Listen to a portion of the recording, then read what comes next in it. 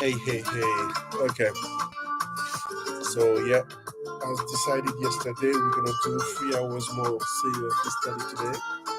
So same logic as yesterday, focus, and then we try to get. Let me share my screen. We try to get full learnings as we nicely did. We're getting on the right groove. We're getting to the to a nice groove. Sorry, we're getting to a nice groove. So yeah, yesterday was fun. I managed to as after we did this session, I managed to go for a run. It was the 40 minutes, I think 40 minutes recovery run. Because today I'm going for a 8 mile, roughly 12.5 meters, a kilometer, sorry. So that will be fun. I plan to do that from 6. So currently, my watch here in London is 2 past 20. So your 3 hours study, I'll finish roughly around 5:30, and then I have 30 minutes to prepare and go for my run. We look we saw yesterday, which the NFL divisional playoff round, and then obviously it was a tight game. The Kansas City Chief, bet won against the Houston, Texas, and my kind of like new favorite team, Detroit Lions, lost surprisingly against the Commanders. So yeah, tough time for Detroit Lions fan, but yeah, it is what it is. NFL can be very cruel this time. So yeah, so similar to today, my program again is centered around running in this guy. So the game I'm most of referring to was this one. Yeah, it was a shootout game. The first half was amazing. I managed to see the first quarter, and then I fell asleep because I haven't watched this one. I think the game was like from 1 a.m. to 4 a.m. in the morning. So I woke up like around 3 a.m. But yeah, the score was already 45-28. So I saw the Lions try their best. And by rewatching the game, obviously the highlights, NFL does not have like a commencing 40 minutes highlight that you can watch. And yeah, I'm pretty sure that people will blame on Jared Goff. He didn't play good. I don't want to blame the injuries, but because I understand that's the NFL, it's a physical game. Football is a physical game, so injuries are part of the game. But I would say defense. Defense, yeah, you couldn't stop the Commanders, so that's one thing. And yeah, he couldn't. After the first fumble, I think it was like in the second quarter, you were able to shake that off because they went back and scored on that. But yeah, the interceptions, he couldn't shake it off. And then after that, after the pick six, actually, he got take out of the game because they were like a hard push, but that's football. Yep, and then we got James. I don't even remember the backup QB, but yeah, he played quite good. Yeah, he managed to get the chain moving, so that's a pretty good thing. And the last intersection for me, the last one was coming off like we were like on the suicidal mission to try to climb back from 30, like 2 touchdown back. So that was kind of hard. But the trick play with rounds, we ran, sorry, and then yeah, the one we had like a backup. I don't know if it's a backup or a back, but it was a German guy. So we had like a trick play, and then he goes, I don't think I can show you the replay here, but actually it's on Google. If it's on you, Google I can show, but that's not the thing. We do the introduction. So yeah, so the commanders will advance. They probably play. I don't know if they're gonna play. Okay, today is not that bad. The game is not starting at 1 a.m. in the morning, so I will watch obviously. Ooh, that's different. Then I need to go back to the starting pretty quickly because I thought the game was at 9 p.m. and 1 a.m. Okay. That's pretty interesting. So I watched the Eagle thing. That's day game I want to watch. That's a day game everyone want to watch. You got Josh Allen going against Lamar Jackson, so that's pretty amazing. It's gonna be a shootout. I mean, not really big plays and big plays. I'm expecting really crunchy football. Football is always I got people got that on basketball. It can't be like every possession matter because you don't have a lot of that. Now time back to the game with the Texans. The second quarter they ran over Kansas City Chiefs. We had like a 10 minute, I think roughly 10 minute possession. So yeah, sad for my commanders, but yeah, free interception. The last one I would say doesn't really count. Because yeah, I mean it robbed us for the opportunity to try the onside kick in the Hail Mary. But yeah, no, I don't think that's where we lose. I think overall we couldn't stop the offense here. How you let them score 28 points? So we couldn't stop the offense, and we couldn't score in the third quarter. And here as well. So we couldn't stop the offense, and we couldn't score. So that gave whatever that game starts. So you can see your first quarter we score the matches. Then they have a touchdown here right after we start. We have another touchdown. They have another touchdown, and then again have another touchdown here. I think there's like a football or something.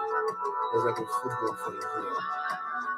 And we have that, and then it goes and it goes. Anyway, so it seems pretty. Yeah, at the end we just start padding, so that wasn't great. Anyway, that was fun.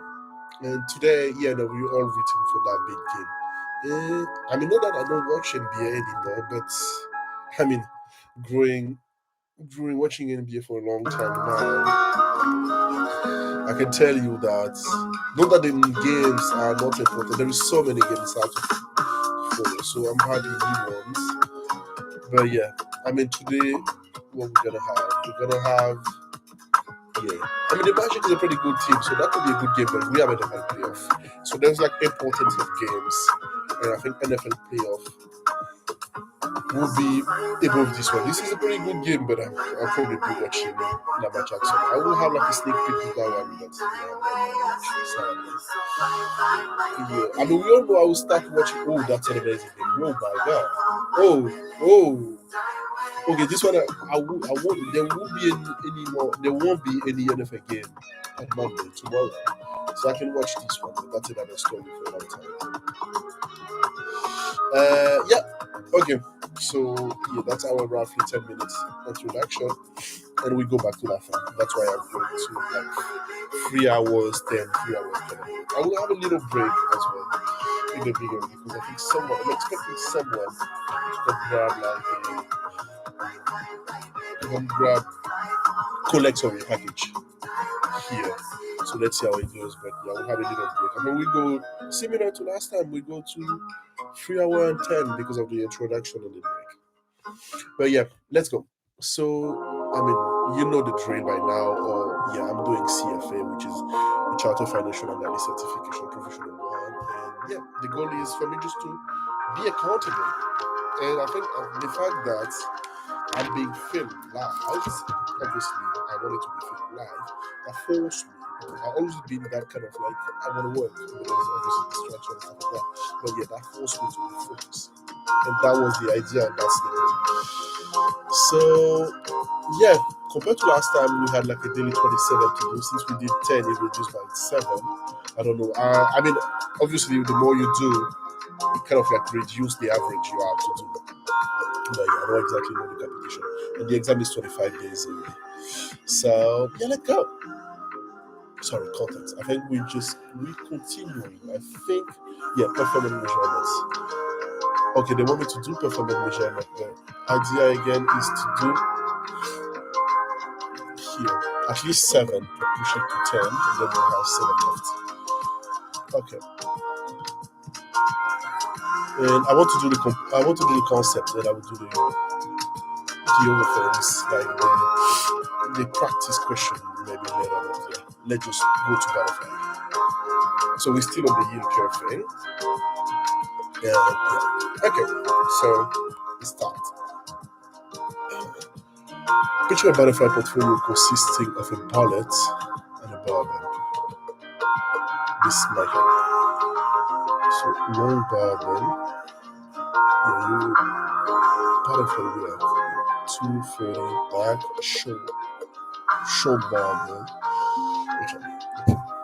Visually, I need to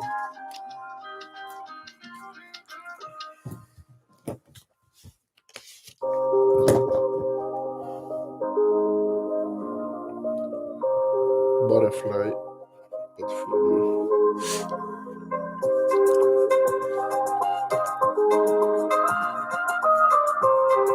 Load barbell.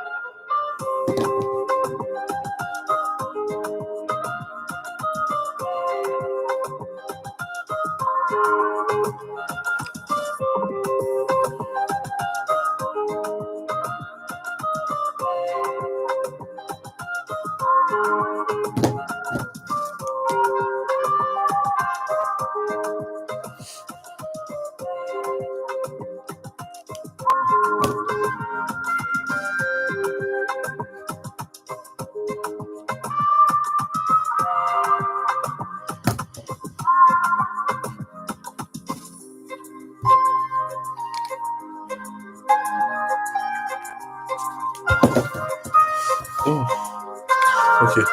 What do you think are the wings of the butterfly? I think that's the body. The wings will be the.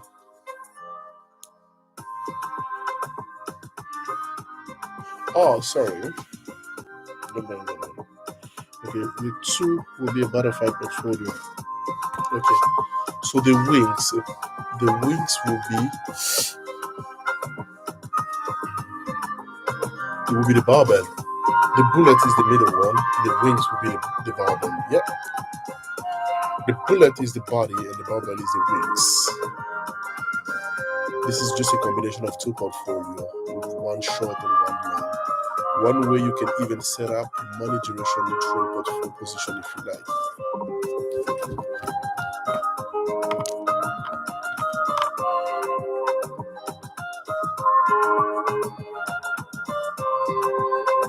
Okay, I'm coming. I think the person that I was waiting for is here, so I'm coming in a bit.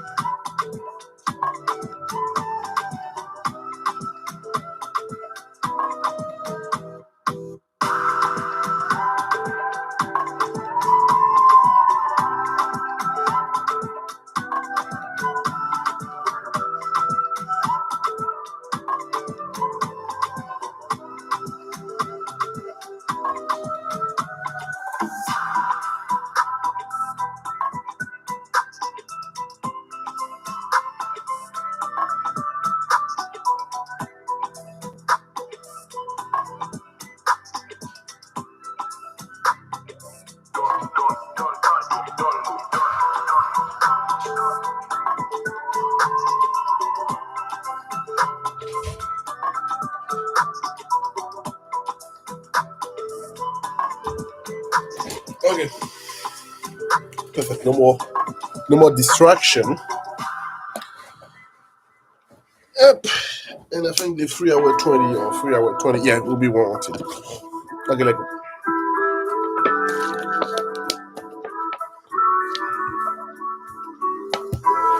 If one of us smokes, it's not good to smoke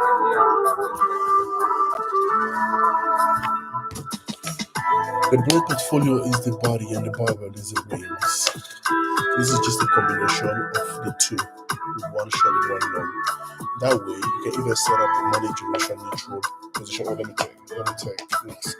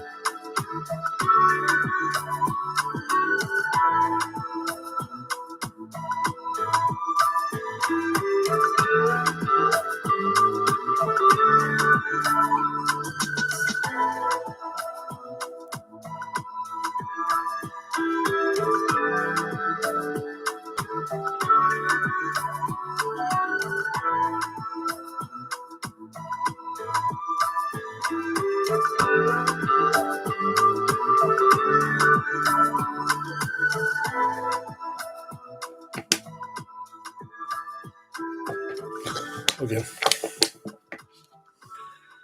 Suppose that a fixed income manager does this. What do you think is expecting?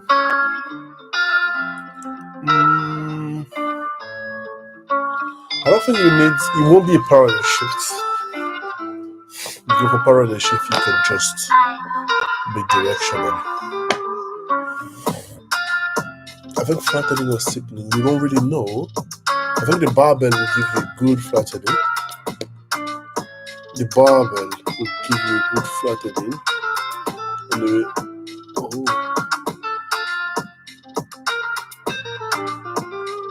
oh no, true, but flattening, if flattening, you want a barbell. And if it's steepening, you want to reduce the barbell, reduce the convexity. Yep. Recall that curve flattening is better for barbell than ballet, and steepening is better for bullet than barbell. If it's head, you may picture a heavy, flat barbell flattening something, while the bullet can fly over a steep hill easily. Yep. With this in mind, what sort of butterfly would be best for a curve flattening? You gotta have a long, short bodied, long wings. Yep, because the barbell is the one that you need.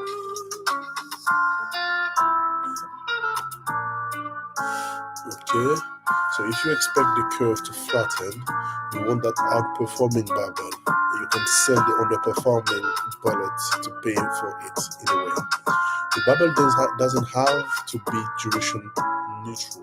The butterfly doesn't have to be duration neutral. The barbell can have a 50-50 weighting, and these are regression techniques to determine the optimal weighting as well. And there are regression techniques. So look at this portfolio. So I see a 3 here. Okay, it's heavily in the middle. You can see the 8 here. The free bond in the portfolio were fairly evenly weighted until recently. How would the manager do if the yield curve flattened? Not very badly, because it's centered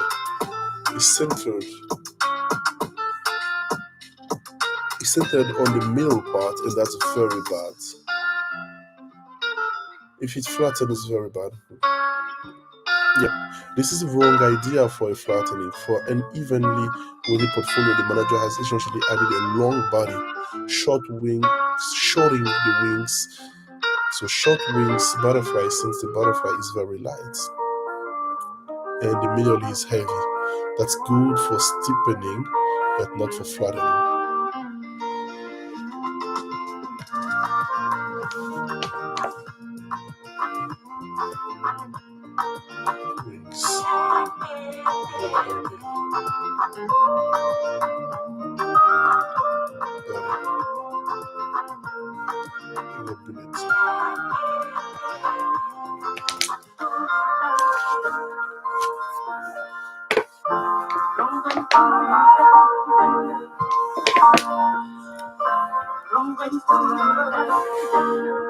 The long-winged short-body butterfly may also reflect a negative butterfly view on curvature, hoping that the curve gets more hooked in the middle. The short wings, long body butterfly is the opposite, or a positive butterfly view, where you're expecting the curve to drop in the middle, which is why you will only be long that middle maturity.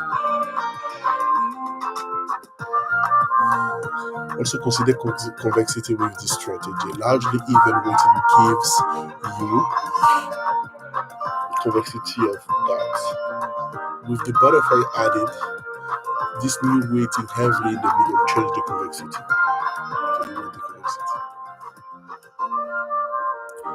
It obviously goes the other way with the other butterfly. How might you summarize this result? A long-winged butterfly is a purchase of convexity. Yep, we're adding barbell. In this example, a short wings. Okay, that's interesting.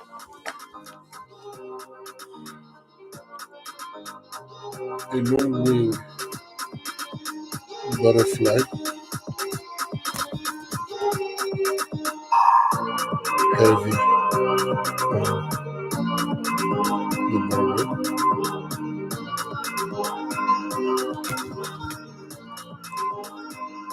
Is a purchase on convexity. Yep.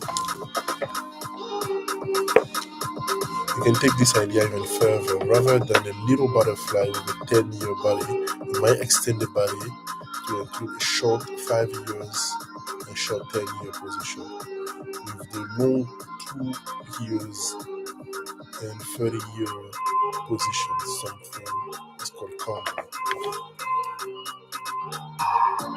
More strategy.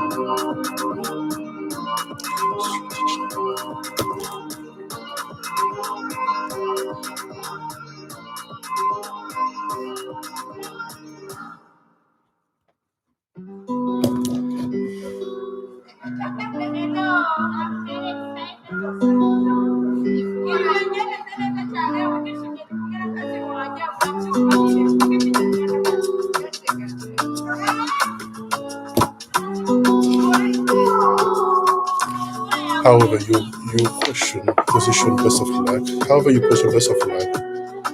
Getting that yield curve to fly right. Butterfly is a combination of a long barbell and a short bullet, or a short barbell and a long bullet.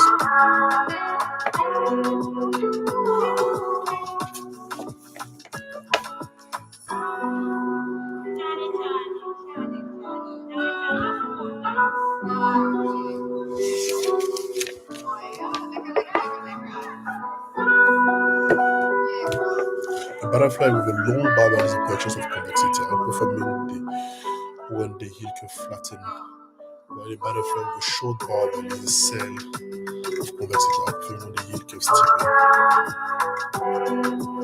Butterfly can be set up as duration neutral with over barbell weighting. Spread between various yields on the yield curve begin to widen. This is consistent with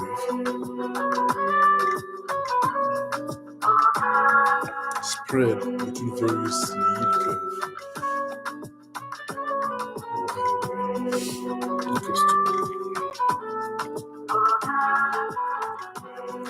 Which of the following is accurate regarding a fixed income position that is classified as a money duration neutral butterfly with long wings?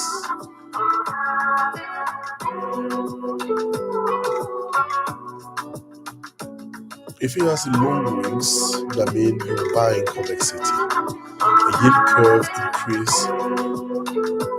will cause a loss. A yield curve increase. What does that mean, yield curve increase? I don't think so. Your duration neutral. The yield increase. The duration neutral. The position will benefit from the yield curve flattening, yes, because you have a long wing. You just saw that. Let me confirm that. Yeah, I think it's not the yielding curve. It's just like yield value, not yield curve. Or shift. Okay. Considering a portfolio of free securities, what yield curve movement will most likely benefit the portfolio value the most? Flattening, steepening, downward shift. Okay, we don't care about the downward shift because we're using a barbell. And I believe you might be duration neutral. No, you're not. I take third of this one, which gives me to 7 roughly. And I take this one to third. That'll give me to 4, 2 roughly. Okay, yeah. I think you manage duration neutral with the effective duration times the weight will be equal to 0. And you are not that heavily.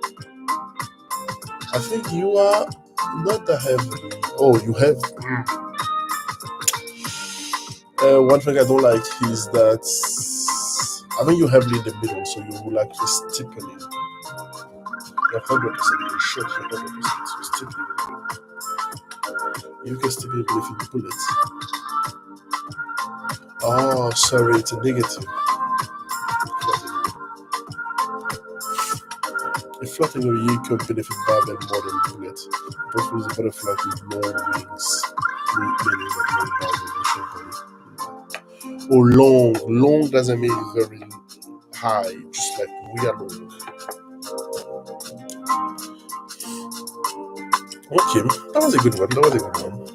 It was roughly 10 minutes, so we got 12 minutes. Imagine two very simple portfolios of bonds. Both have a modified duration of exactly 10. Okay. One is a bullet portfolio of 0 coupon bond of maturity 10.2 years, while the other is evenly weighted between coupon with a mix of near 0 maturity A and 20.5 years. Okay.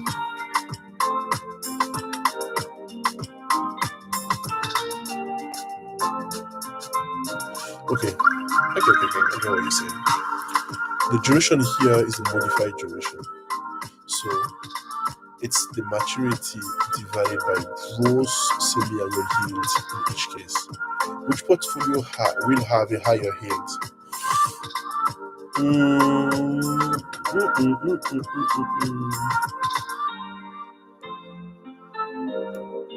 They both have the same duration.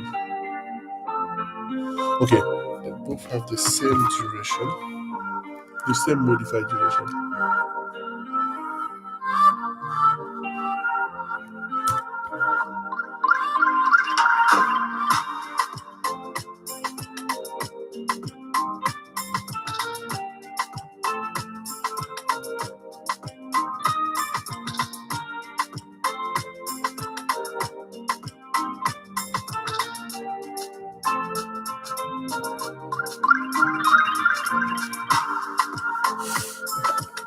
Is a modified duration. Okay, what we have here is mod duration, which is maturity. No, is Macaulay duration, so maturity divided by 1 plus. Okay, 1 plus cash flow yield divided by 2. Okay. We said maturity here instead of Macaulay duration maturity here because it's a 0 coupon. Okay. So if we have modified duration of 10,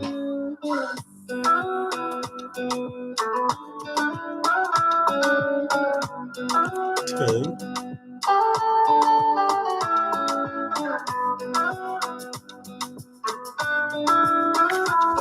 so the maturity is 10.2. I can compute the cash flow yields for this one. Okay, that's not the issue.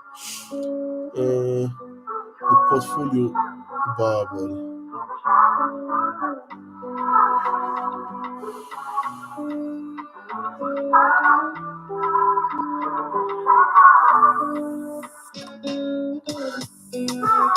I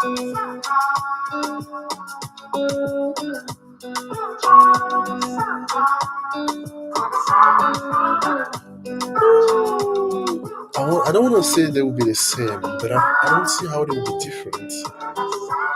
Okay, so the maturity will be a little bit lower. The zero one will be clearer.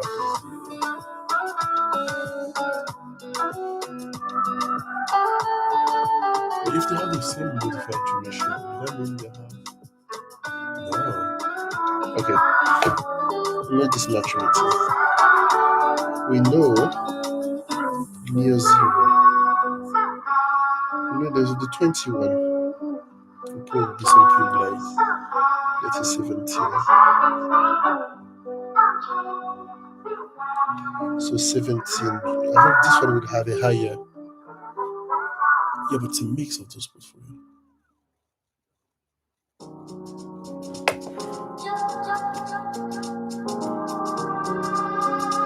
Okay, the question is, since they have the same modified duration, do I think they have the same Macaulay duration? To have the higher this guy, you should have the higher Macaulay duration. Okay. So what do I think about the Macaulay duration? This will be 10. I'm not sure about that. This one,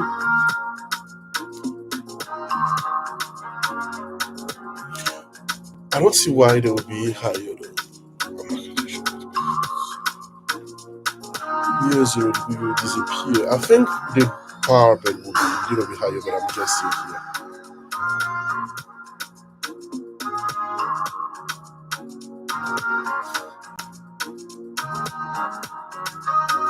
The Barber Hill will be frequent. Oh, my bad.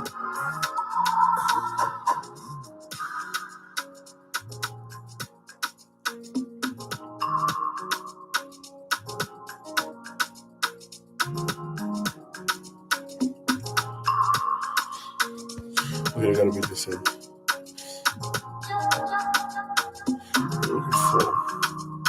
Oh, we have the hill here 4. Okay, I need the computation. I don't see it. Exactly. You can see that. You can see that. You can see that this portfolio the 4. You can tell why the Bible have. Why does he have 3.5? Oh, sorry, that was stupid. You just have to average this one. You don't have to compute a lot. Okay. How will you relate this result to convexity? We already saw that higher convexity, lower yield for higher convexity. Yeah. The barbell will have more convexity, and that general benefit requires that the bullet is compensated with a higher yield. It's not a rule, but it reflects a most common yield curve shape. Now try some moves. Maybe the curve shifts parallel or it drop by 50 basis points. Given the match in duration and difference in convexity, which portfolio will outperform? The duration match or the barbell? Yeah, absolutely. Same duration, more convexity. And will the winner be different if the partnership curve was increased? No.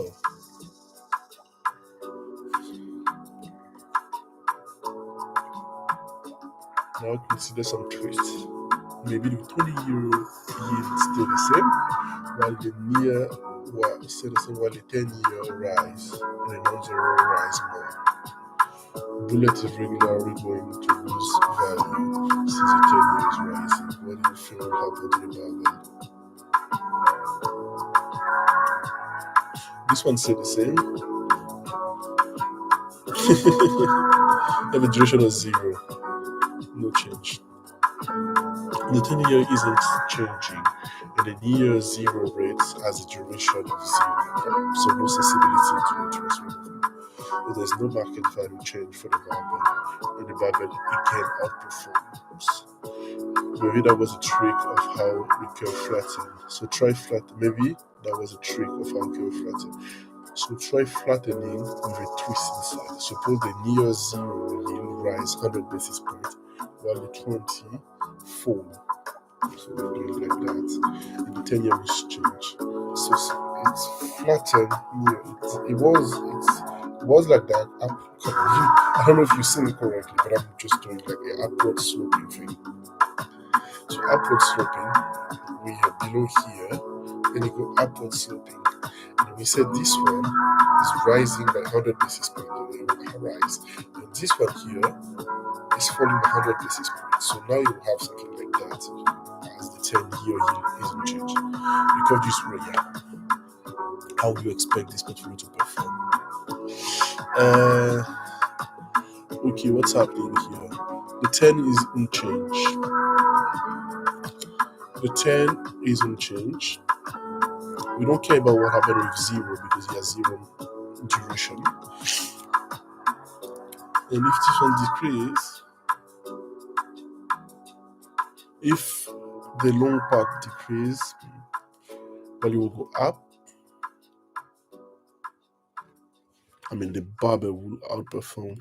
Yeah, the barbell will benefit from the lower 20-year yield, so price is going up. The near 0 doesn't affect the price effect, and the 10-year isn't changing. So general rule is a flattening of the curve held by the moving bullets. So we have understood that.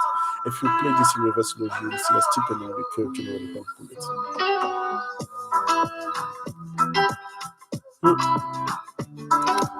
In the real world, nothing is quite this simple, but you can still place these two portfolios in the back of your mind with just a suggestion like this.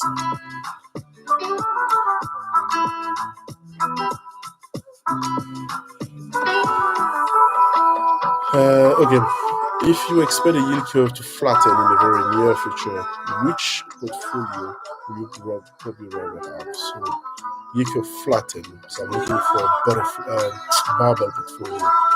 So I want someone with high in the middle. That should be so that means the duration quite high.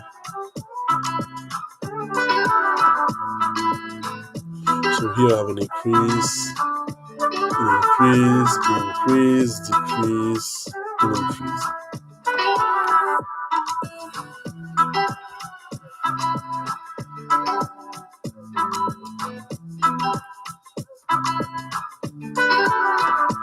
Portfolio why? Because very sensible here, very sensible here.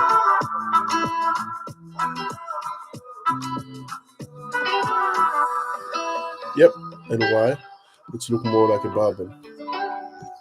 Really sensitive to the extreme, making it more like a barbell. Barbell do better when the curve flatten, and thus BVP estimate can give you an estimate price change. Very good. So barbell portfolio outperform bullet portfolio given a parallel shift due to greater positive velocity.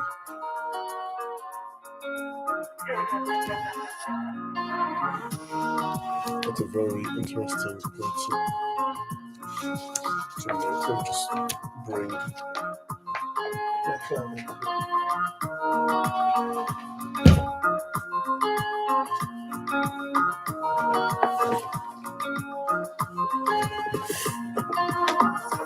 So I'll write that down.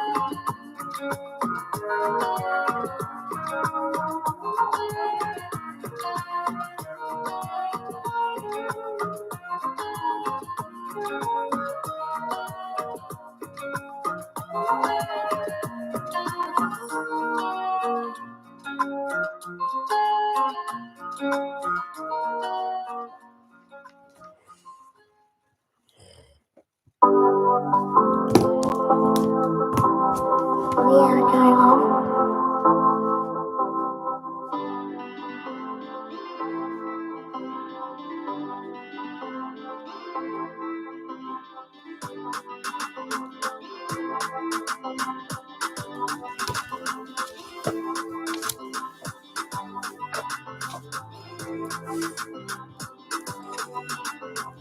of the following is generally accurate regarding the relative performance of a bullet bond portfolio and a barrel bond portfolio with the same duration? No, bullet doesn't have a higher convexity ratio. We saw that. The barbell is best used in no. Bullet has a higher yield.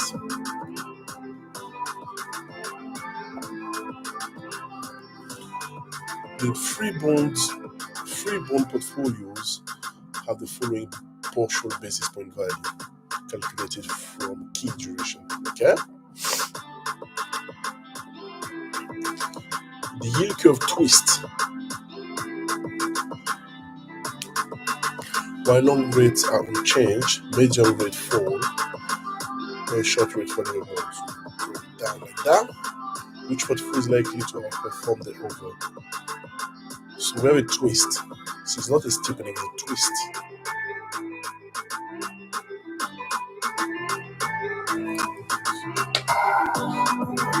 Before you go like that, okay. For a similar outline there.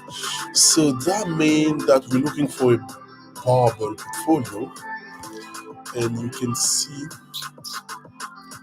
this one is bigger, this one is bigger.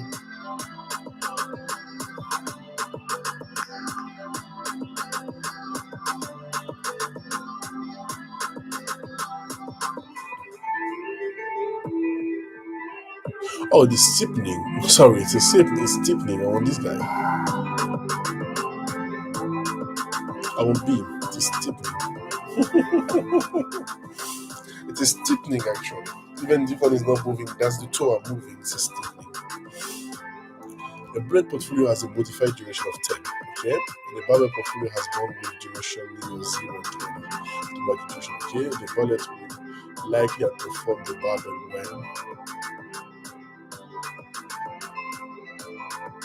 when all drop to that will be parallel shifts. Barbell wins here. The near zero rises. Okay, while the near zero so jump, while the 10-year rises 100 basis. No, if you rise, you're losing money. The near zero drop. I mean maturity. 100%. Duration close to 0, so we don't care about this one. While the 20 rises. Yep, this one is steepening. That was good. That was quite. I mean, I understand that one quite well. So, not too bad. Suppose rates are going to fall by 50 basis points. You just know it. Your fixed income portfolio is about to grow. Yeah, and that's great. You know that altering your portfolio duration would be a good move today. So it's time to try it. To start with, which duration will be likely to change duration? I know rates are going down, so I want more duration. Up. Get the duration moving up. Here's your portfolio. Okay, so I have a 3, 5, and 4 year bonds with several coupon yield here. Market value, so the two first, 3 and 4 are half, are summing to gain only the 5, and then okay, 25% effective duration. Okay. Now this 50 basis point decline is expected to take place sometime in the next year. So that's your holding period which we focus right now. Okay, 1 year. Knowing that the 2-year rate is 2.7.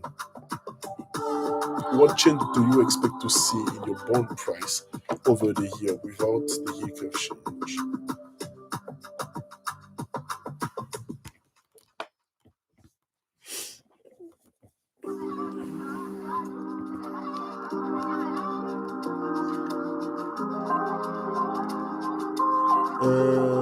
1 year. Moving year, the 2-year rate is 2.7. What should you expect to see in your bond price over?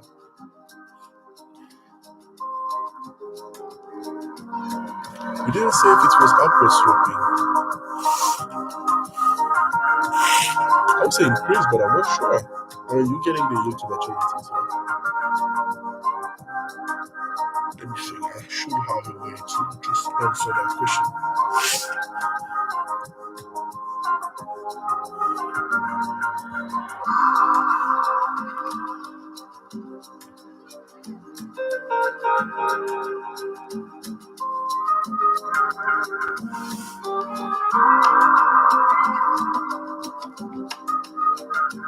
No, this 50 basis point discount is expected to increase sometime in the next year. So that's your holding period rated fixed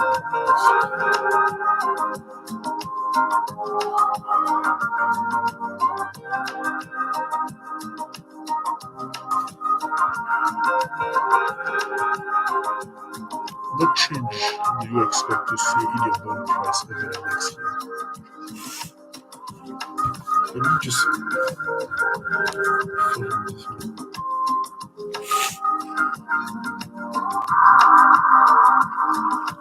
So we are today is 0. We know that somewhere here, 50 basis points drop. You know that the 2-year rate, from the 2-year rate, what change do you expect to see in your bond price over the next year without that yield curve shift? If there is no yield curve shift, I would say no, but I'm not convinced. I don't see why we change. Yeah, because they roll down. Yeah. Oh, this is your yield to maturity, sorry.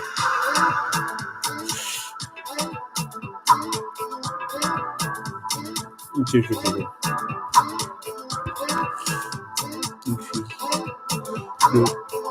There will be price increase as you roll down the yield curve.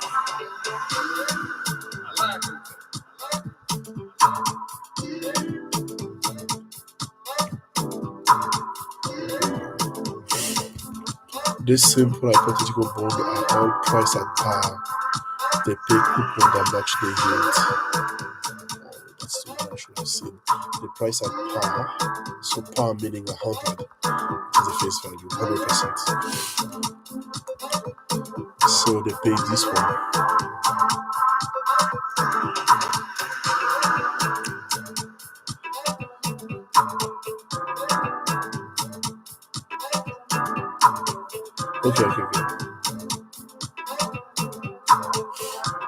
Okay, that makes sense.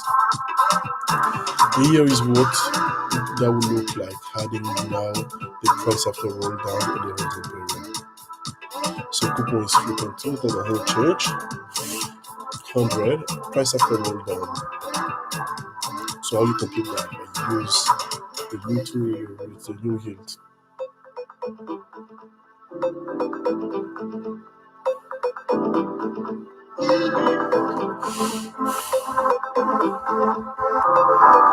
We're focusing on the calculation, but do you want to see some specific about the calculation? Yes, I want to see some specific about calculation. Yeah. The price after roll down is formed by moving forward one period in your mind. Of course, the 4-year bond is priced at par since it's been to some coupon user. But go forward 1 year, the same year curve is now let's see the bond. So yep. So now it has 3 years. Yeah, that's what I had in mind.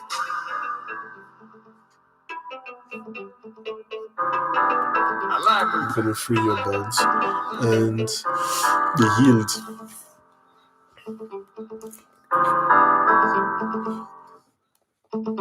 yield to maturity is 2.2.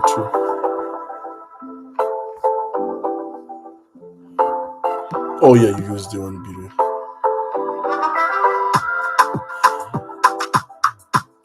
The coupon doesn't change.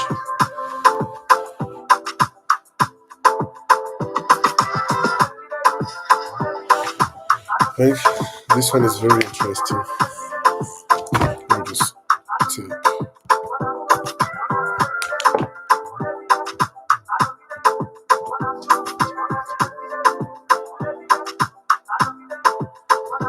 In screenshotting. Perfect. Okay, took a screenshot of that, and then we deal with that. Then the holding period yields are just formed by just using the fact that you will get a coupon plus the new price as a return starting on the volume. Okay, that makes sense. Let me see what's happening if I didn't see. Of course, we want a capitation. With this in mind, now consider the decision to shift weight in anticipation of the yield curve. How would you want to evaluate your choices about your win rate?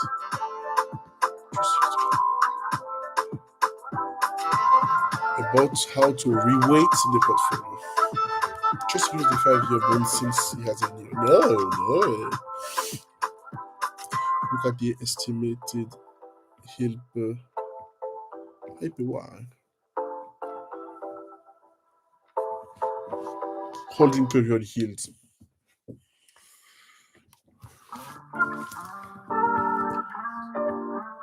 Estimate the effect of the yield curve. Yeah, this one. It has to be a little bit complicated. Okay. So holding period. Yeah. So now, so use the same idea, move for 1 year. Now assuming the yield curve does shift downward as expected, you can see that. So the way I'm computing this one is, let's say for 5-year bond. Let's say for a 5-year bond, it will have now 4 years left. The yield will be 3.7 minus 50 basis points. Oh, sorry. Yeah. So the bond price will be, it didn't change, 3.9 divided by 1 plus, oh sorry, 50 basis points, 3.2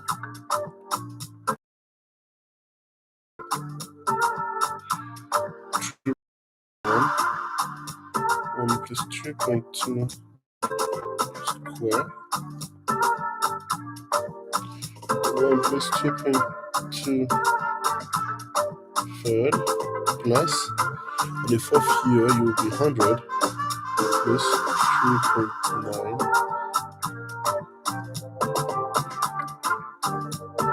4.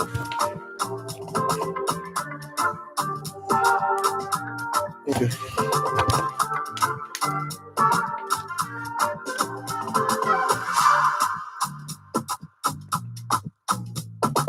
Can I take this in the value?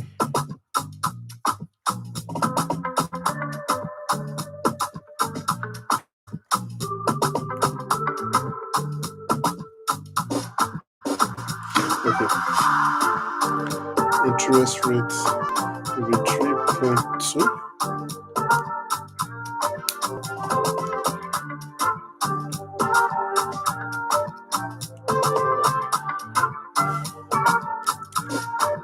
No. Okay,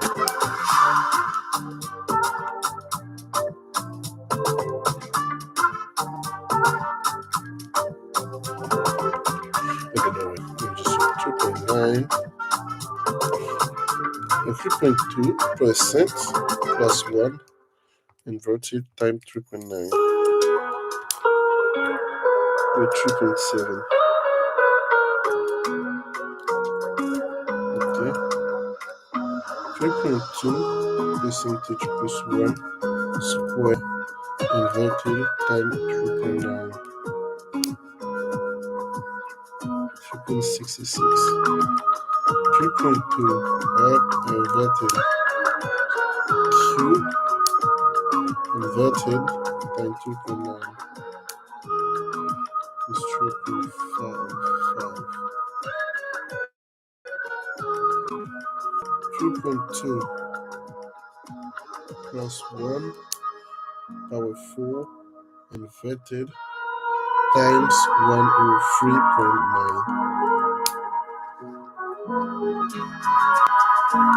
will be 3.55 plus 3.66 plus 3.7. Yep, I got the computation right. Okay. And then the hill computation, so I got that one. So what do you have? 102.59 plus 349 divided by 100 minus 1. Yep. Okay, I got this computer. I was redoing this one, but with the new shift because here it's a similar idea, but then the U curve has to be down for two. Only one left. How do you copy this one?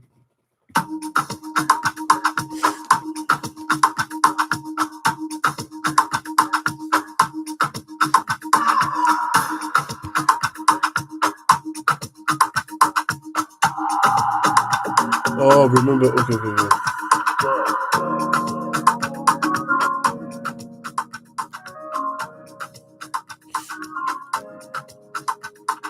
Surprise! The best choice isn't a 5-year bond, as you may assume from the start. Even though it had the highest duration, the holding period of return was lower without the yield curve shift. It's lower with the yield curve shift, just a little. What do you think is the reason why this would be the case?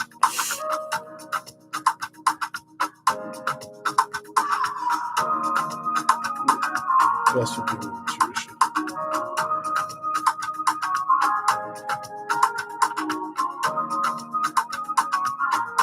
Oh.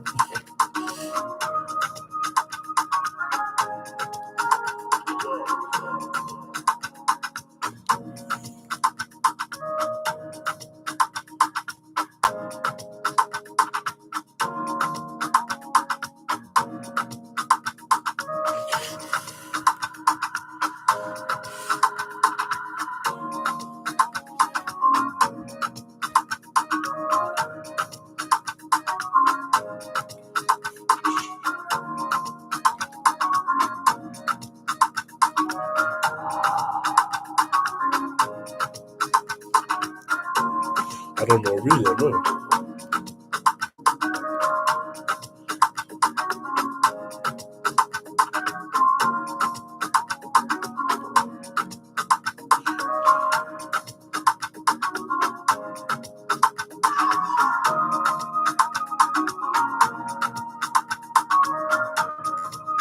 Oh, okay, you're doing roll down.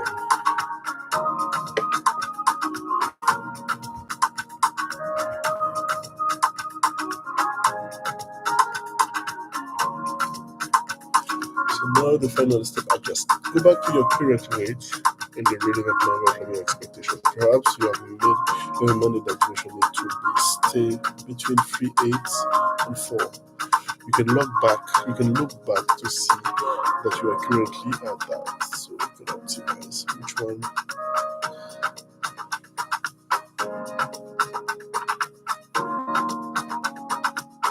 The 1 and 4.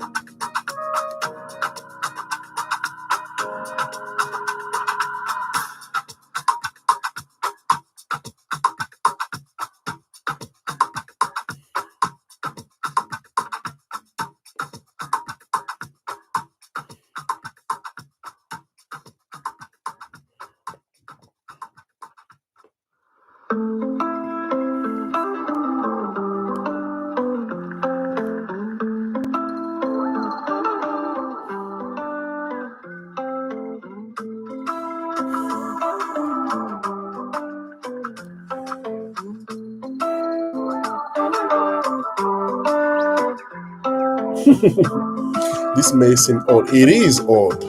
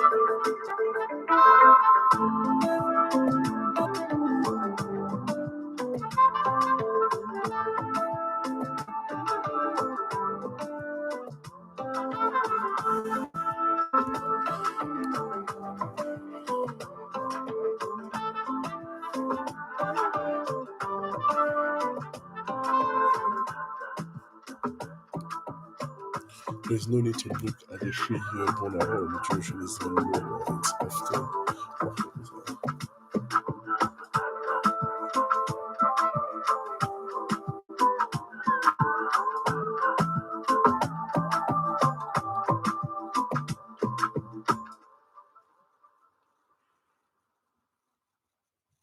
I'm close to 80. Oh, I forgot.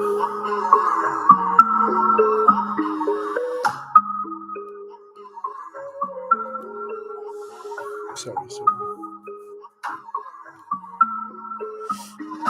Sorry, I didn't want to do the computation back here. You have to match it. Yeah, but I'm not sure I understood why the 3.8 is binding.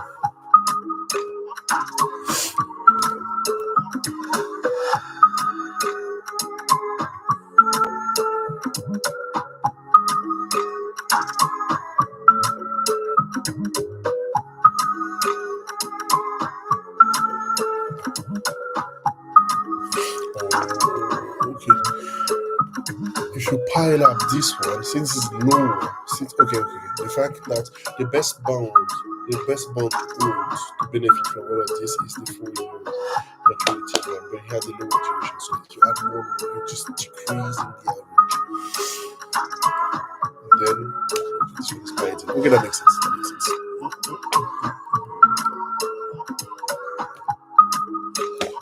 Duration positioning when the yield curve shift is expected after the spreading or contracting a duration in a predictable fashion. However, using the short-term investment horizon of the stock is similar to speaking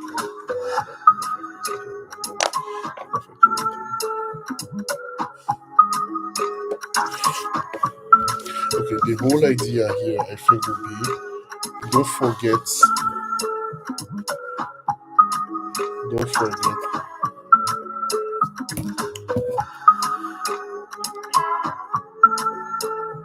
factor like roll down.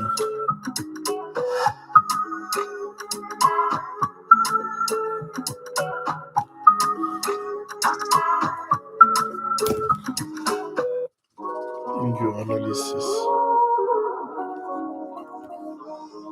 when duration position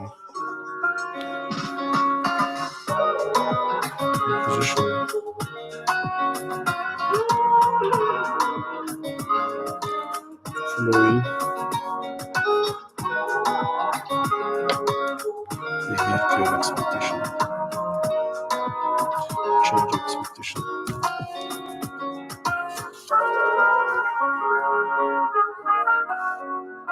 Biggest duration.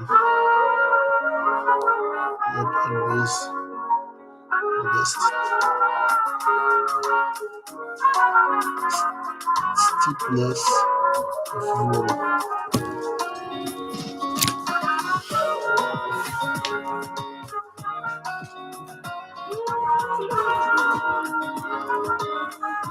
1 year horizon is anticipated.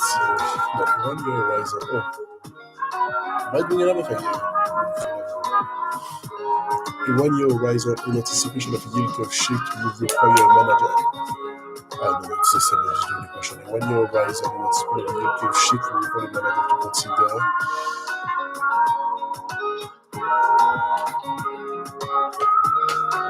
duration, price changes, and as well as no, coupon doesn't change. Yeah, coupon.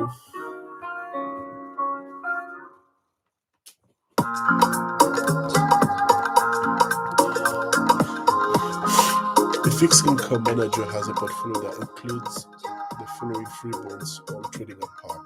So when we are trading at par 100, so the coupon is the yield to maturity. If the manager expects the yield curve to shift upward in the next year, it will most likely be best to upward, shorten maturity, shorten duration.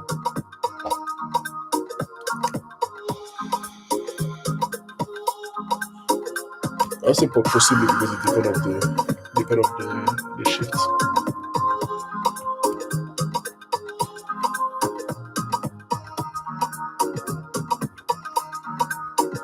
Okay, now we're moving to yield curve volatility strategies.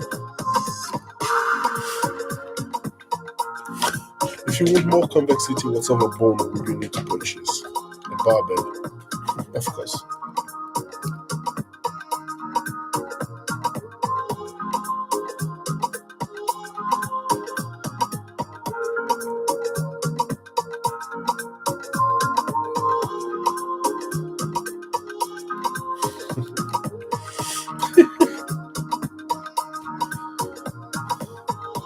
Duration neutral convexity. If you need more convexity,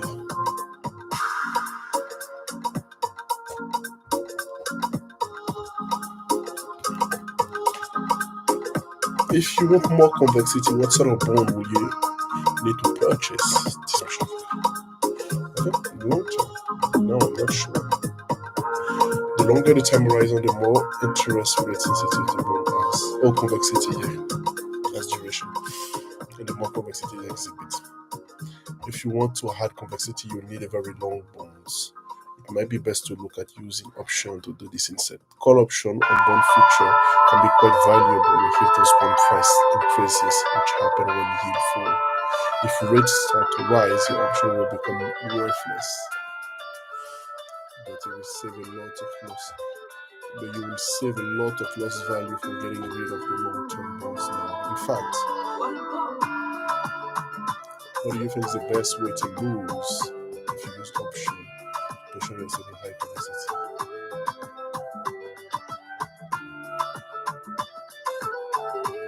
The best way to lose if you use option position yourself in higher convexity.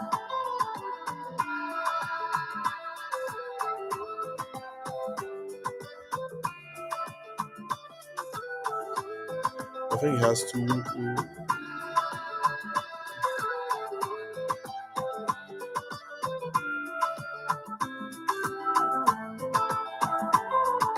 I'm thinking it will change, but why would that be unchanged? It will change. The best way to lose. If interest rate fall,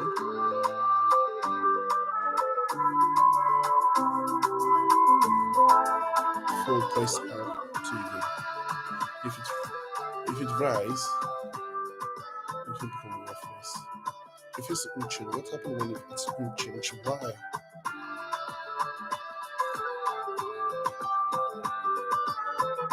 If unchanged, there is any problem. If it falls, oh yeah, fall. Yeah, because if it's fall, the portfolio is gaining value. Would be good. If you want change,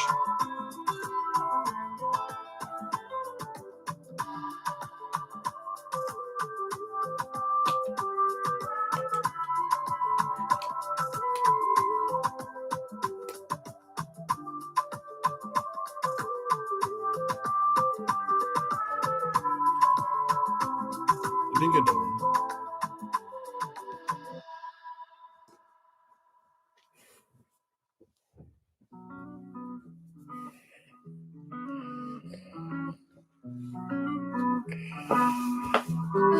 I didn't get that. Then the option will rise in value as the bond portfolio rises less. Oh, you already positioned yourself on convexity. Okay.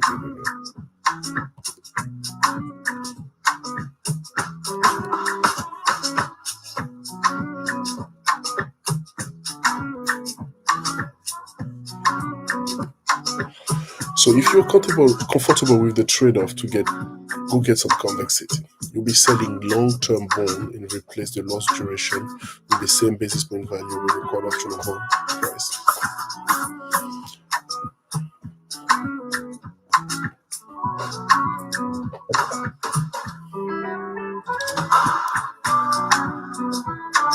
Now the goal is convexity, meaning bigger price changes when yields move.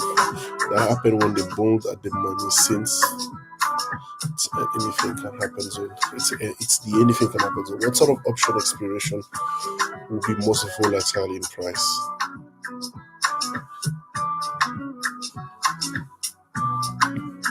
I think short term. Falling price with longer time expiration, that time value is maintained quite a bit. Short term option are winning user quickly. That's convexity to the near term. You will also make the cost of purchasing option a lot lower. A high volatility, high rewards, high risk.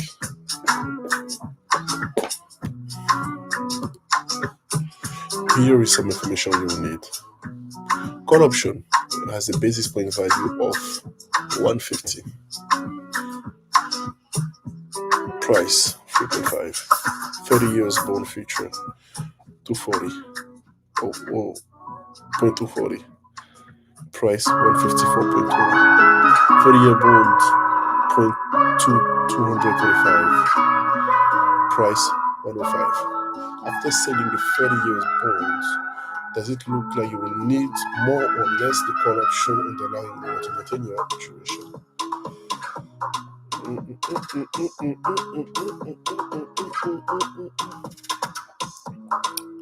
If you sell that, for me, you will need more. If you sell it, you will need more too much. Yep. It will be 50 more.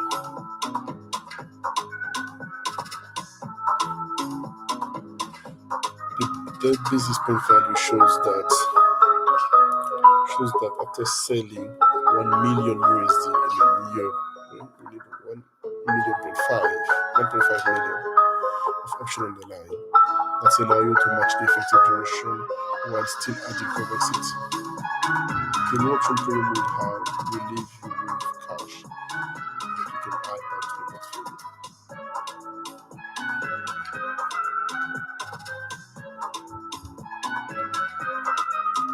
With success, you might end up with some yield curve scenario like this, where all of the table value are portfolio return.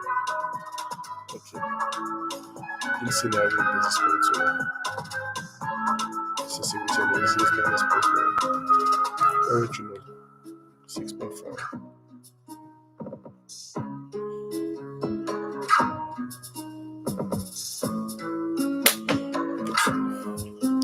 With option adjustments,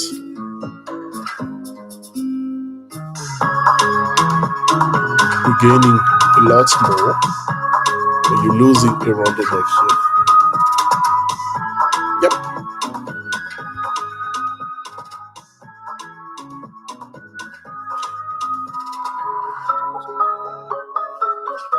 Yes, you can see that you negative here on this one. The cost in the middle here is the loss of yield, and now the cost of the option premium. But the added convexity will make you grateful for a change if a big yield curve movement takes place. Of course, this is less likely if many of the traders are expecting this and position themselves similarly. If so, then your premium will be high, and the yield curve shift you will need will be too high to justify the amount. Finally, there are some exotic choices for changing the duration of your portfolio.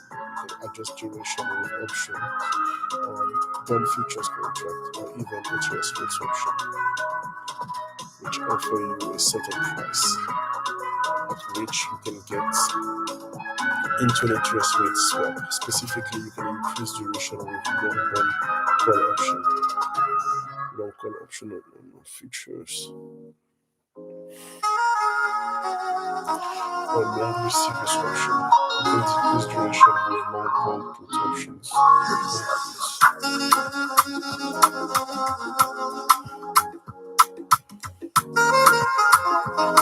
Or long pay as well.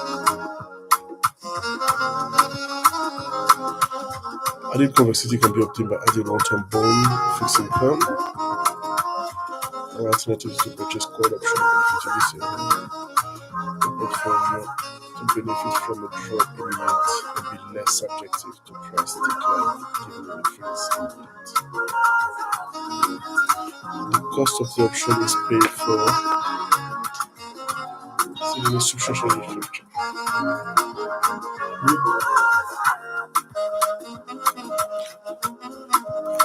Using option in order to add convexity to a fixed income portfolio works best when the option are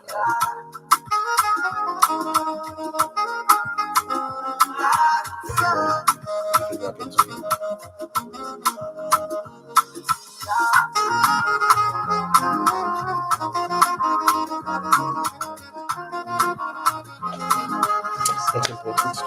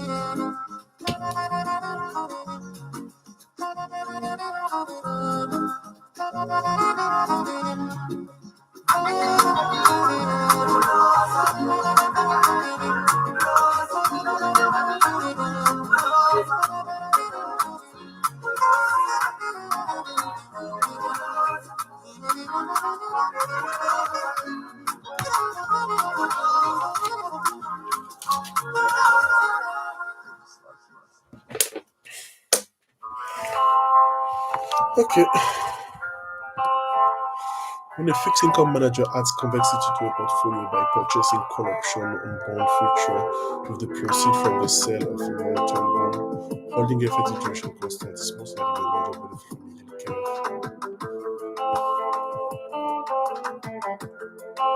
Decline or rise, yeah, it's just convexity is a positive adjustment.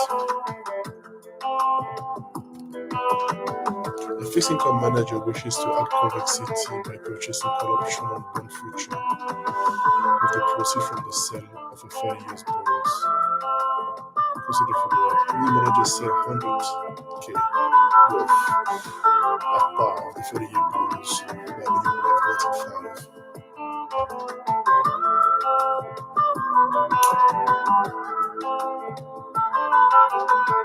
So what we're doing here is basis point value we divide. So we'll just say a little bit more. So 22, I think will be 1 1. I think will be 1 channel here.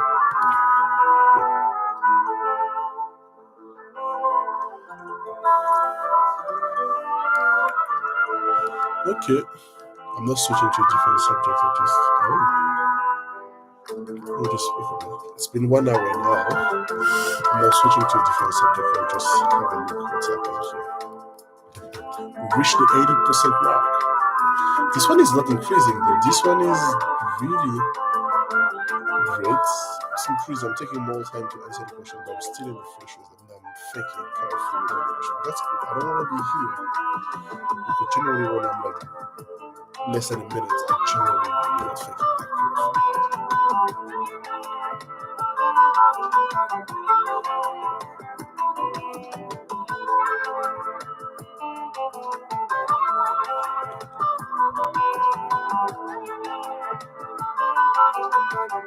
we did 4, we did the 20, we did the 19, we did the 18, we did the 16.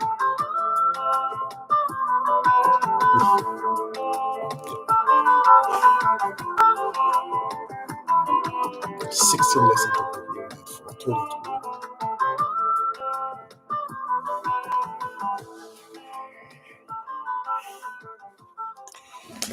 Okay, Okay, so 1 hour down, 3 hours to go. Not two, sorry. Not three. The game starts. That's funny.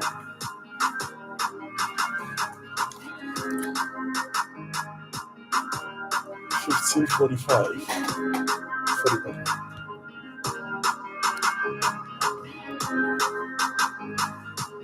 I need to check. I think the playlist. I think the playlist might stop at some point. Okay, we can have fun.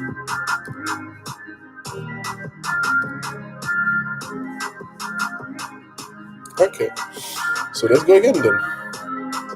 But then I'm surprised. Let me just check one thing.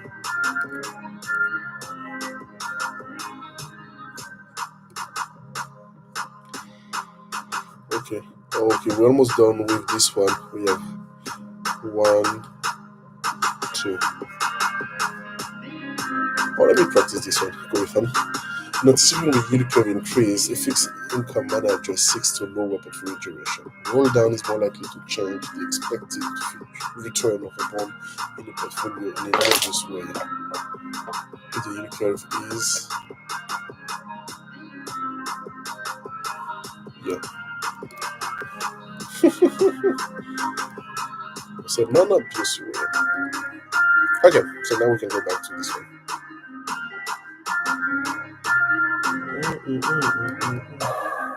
Okay, now we want active fixed income management across currency. Yep, that will be a toughie. When we talk about currency, it's always a toughie because you have to consider beta, not beta ask, but I'm selling and buying, which currency is the base, which currency is the price. Suppose you can borrow and lend in Germany at 2% and borrow and lend in Japan at 5%. Carry trades. This looks pretty simple. Borrow some euro, which inside it's at a 3% differential on your over people money. Carry trade. But why this might not work? The 2% rate will increase during the year. Nope. I mean, the 2% will increase here, but you locked your money. You're not doing a floating rate bond or loan. So forget that. But one thing you won't like, since you borrow in euro, so GPY, euro probably appreciate during the year. So the money you're getting in GPY, you make sure that you get money. Yeah. This is the idea of uncovered interest rate parity. Let's set up a currency. I might even set up a currency for to work currency like covered interest rate strategy.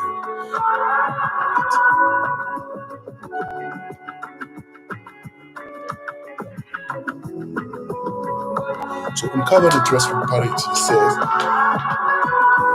says that the currency appreciation won't offset. I mean, covered interest rate parity said the currency appreciation will offset whatever you're getting as differential of interest rates. But my broker ingredient says, we're not too sure about that. Okay, so how might you explain a speculator entering into a pay fix euro rate and receiving fixed GPY swap and still making money this way?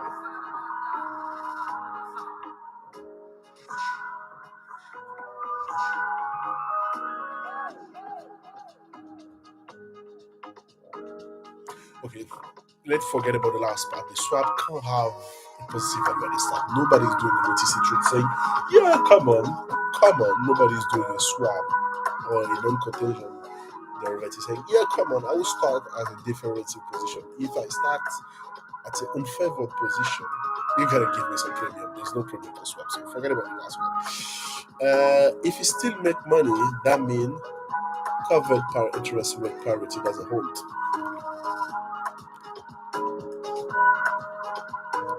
Eh?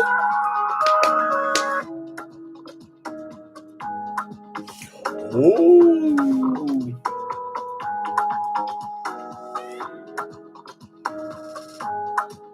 I can't think the last one is correct. Exactly right. This one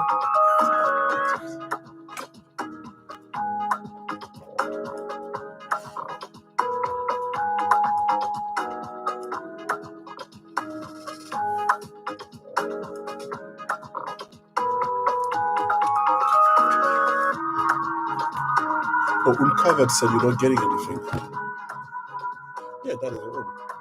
The covered interest rate parity is for us to lock it up next. Okay, covered interest rate parity is the edge part. Okay, sorry. I was sure that last one wasn't correct. Right. This is one of the main active fixed income management strategies across currency, but it relies on this theoretical relationship to fail. And sometimes it does, just not in a systematic, predictable fashion. Or perhaps a German investor decides to buy a typical plain vanilla Japanese bond to chase after a high of 5% deal there. To edge, the German investor also entered into a swap to pay fixed and receive euro. Yeah, that makes sense because he's getting from the Japanese bond, he's getting some fixed JPY as coupon. What is the investor finally receiving net?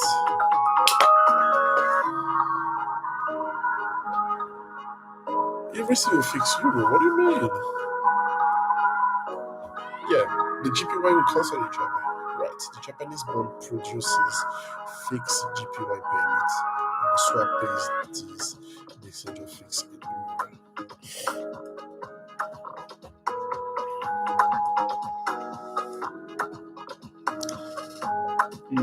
So in the end, the fixed euro is the exposure. If practically should hold, this should provide yield similar to what the investor can find at home. Perhaps the investor would rather have a cross-currency basis swap, paying floating euro, receiving floating JPY over the next 10 years. How many swap will you need to add? We'll be adding order to take this back to a fixed currency. It has to be 2.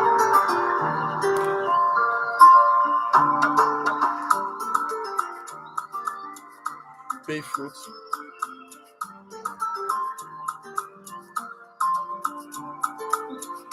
Receive float GPY.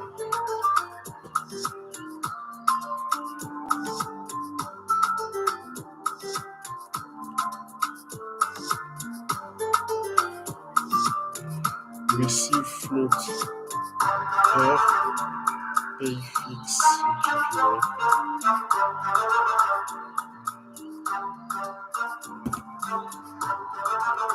Yep.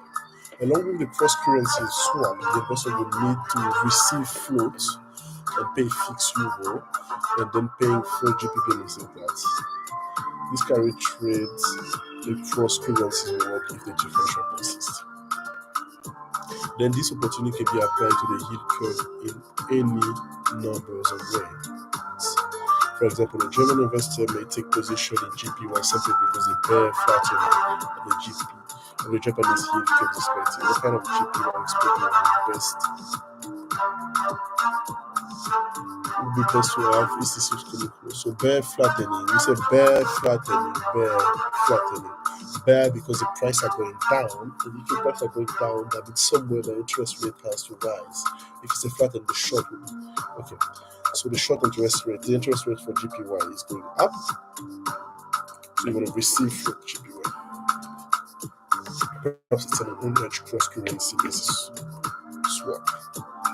But as long as the investor is receiving floating GPY, the near flattening will push up short-term rates. And these are the value upon which receive floating payment are based.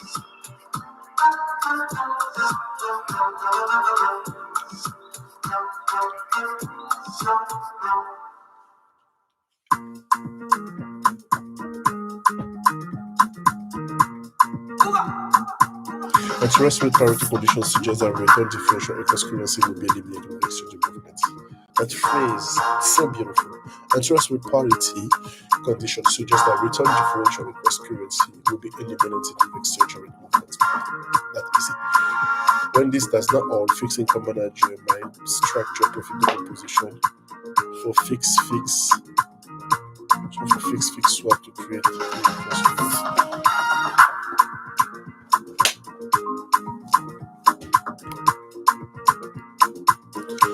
the following best describe an European investor cash flow from a cross-currency swap?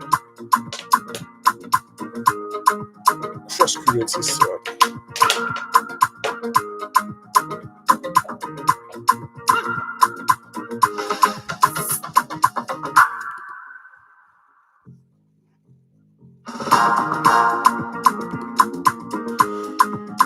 An investor is hoping to take advantage of a yield curve change in Mexico by entering into a swap to pay float Mexican dollar and receive fixed. Okay, pay float. Which of the following yield curve change in Mexico would the investor most likely to see entering? Would the investor most like to see after entering a swap? So you're paying floats. You're paying floats. So you want that float to go down. So something is going down. It's going down. Something is going down. Yeah, you want that. You want a float, so it has to go down. So when it goes down, the price is when it goes down, the price is increasing. So if the price increase,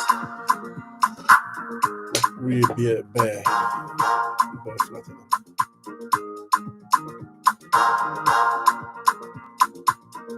Oh, sorry. Bull flattening. No, sorry, his bear steepening, bull steepening.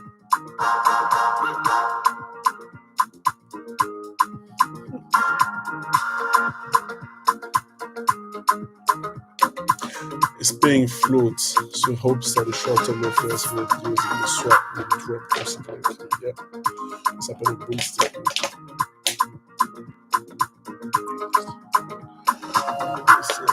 It's a bull.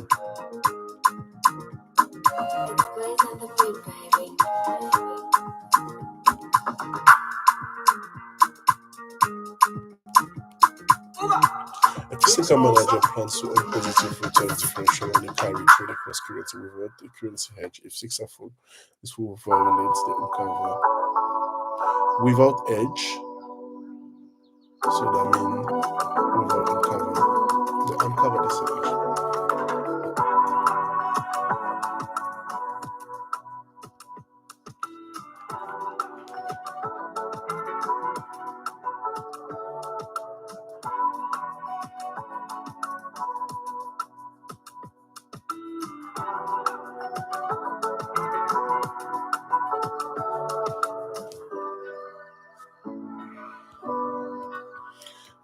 Okay, we're going to the next one.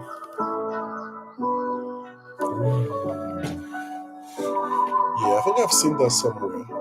The expected return of a fixed income strategy will encompass for sure the coupon cut, the roll down, and then explicit change in the benchmark, the yield, and the currency. You have seen this before. Yeah, I've seen this before. The first two pieces are the coupon divided by the price, coupon income, and the return coupon. And the return you get from buying something like a 2-year security with a higher yield and holding it until it becomes a 1-year security with a lower yield. Which do you think is determined by the shape of the yield curve? Roll down. The steeper the better. The roll down return staying with the 1 year and the 2-year idea require that the 2-year is higher than the 1 year, and those remain unchanged for a year. If so, then buying a 3-year bond for a year gives you a higher total return than either of those yields due to the change in price. For example, suppose a 2-year zero coupon bond has a yield to maturity of 2.5%, and 1 year is just 2%. The yield curve stays the same. As time passes, the 2-year bond becomes a 1-year bond. That means that the price of the 2-year bond will change over the next year. So you change from 95 to 98. That's a roll down return of 3%. How are you getting your 3%? You 98 divided by 95 minus 1 price appreciation. Now if you see yield of 2% to 4%, you can make a return of 3%. You might want to ask if there's a catch there. What can you say about the forward rate in this case?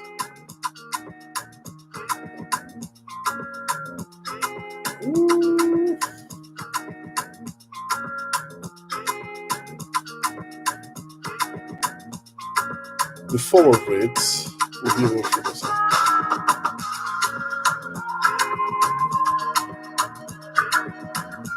Yep, that's 1 year forward rate.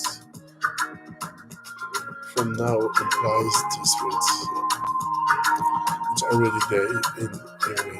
The market already know about this difference. So what does this imply for the 1 year yield today?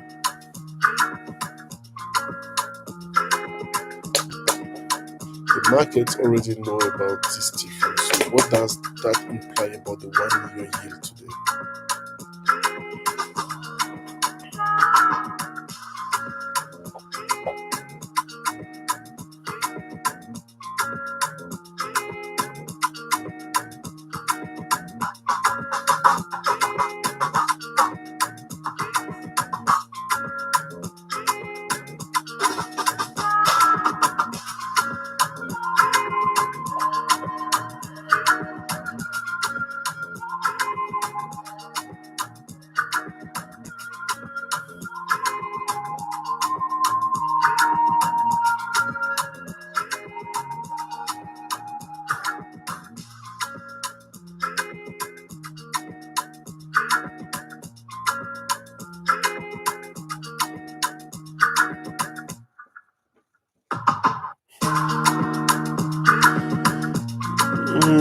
How was this fragment? Sorry, I was just reading the YouTube notification, but yeah.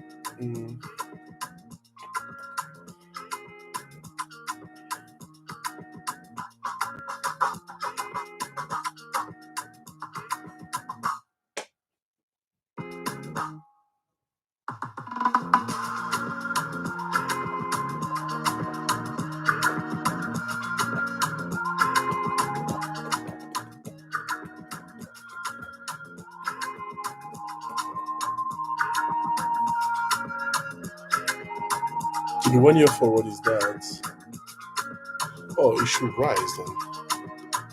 Yeah, it makes sense. You get a special 3% return if you see that the market expects the rate to rise. You don't think the UK will change, and you're right. There's a key.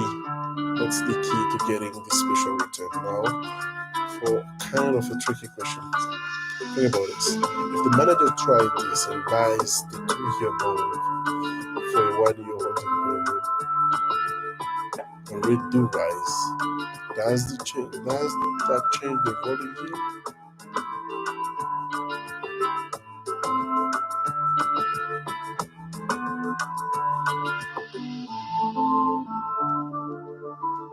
If a manager tries this,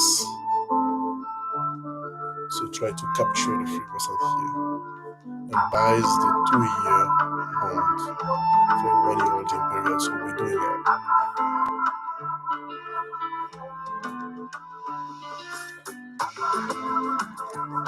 And rate do rise, that will change. I think it changes. But it's a tricky question. I don't know. Good job. If you look back at the decomposition, you'll see that the first two components of the sum to make the rolling yield higher to the expectation.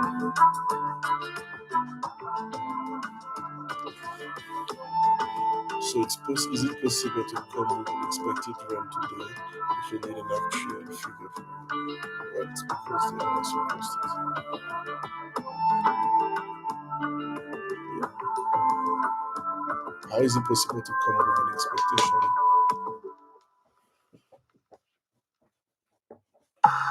Well, it's because they're all assumed posted. The coupon equivalent price are known. So the coupon income is roll down return is calculated under the assumption that the income will change. And so we get a roll expectation here. The roll down return in this case is no matter what happens. Any expected change in the curve will go in the third component. And this first component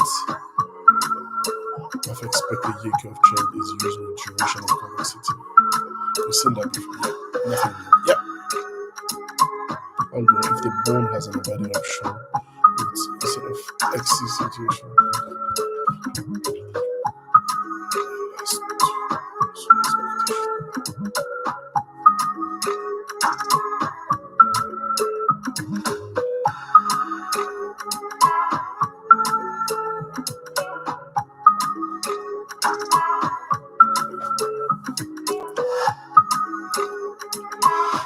The scenario analysis can be useful in working with estimated input to the standard fixed income rate and the composition that include coupon income roll down, expected change from the change in the benchmark yield, spread, and currency changes. Okay, expected return of a fixed income portfolio even bond. I'm closing my eyes to try to visualize the formula. Will include the coupon income, so coupon divided by price, plus the roll down value. That with the assumption that the yield curve will change, and then below you have the expectation change in the benchmark yield, the spread, and the last one is the currency price. A bullet portfolio and a barbell portfolio are constructed to have the same duration but convexities. Yeah, makes sense. The yield curve shift to 25 basis points. What is the approximate difference? The estimated price change in terms of a basis point.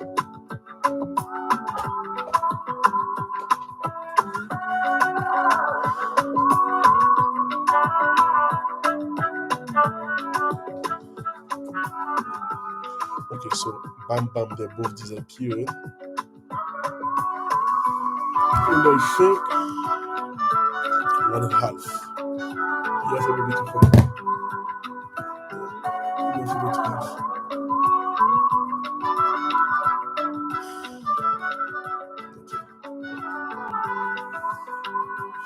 Yeah. I mean, you know, this have the same duration, so we're good.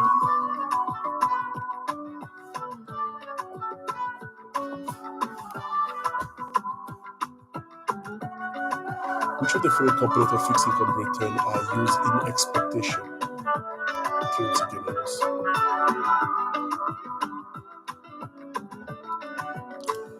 A fixed income manager trade a 10-year bond for a 2-year bond in order to chase a roll down between a higher 2-year yield and a lower 1-year yield. So the manager surprised a yield curve increase so that the price of a 2-year bond is unchanged next year. In this case, the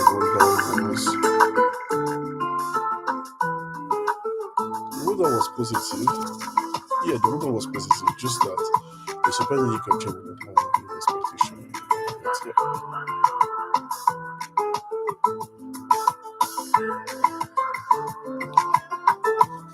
The music is charming. Okay, so now we see here that I have no other option than just either going practice portfolio performance evaluation or switch to a different topic.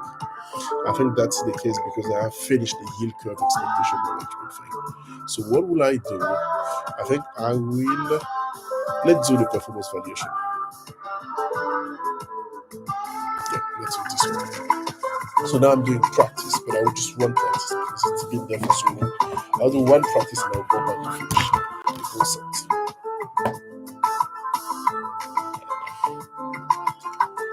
Ryan Olo, a CFA is another CFA.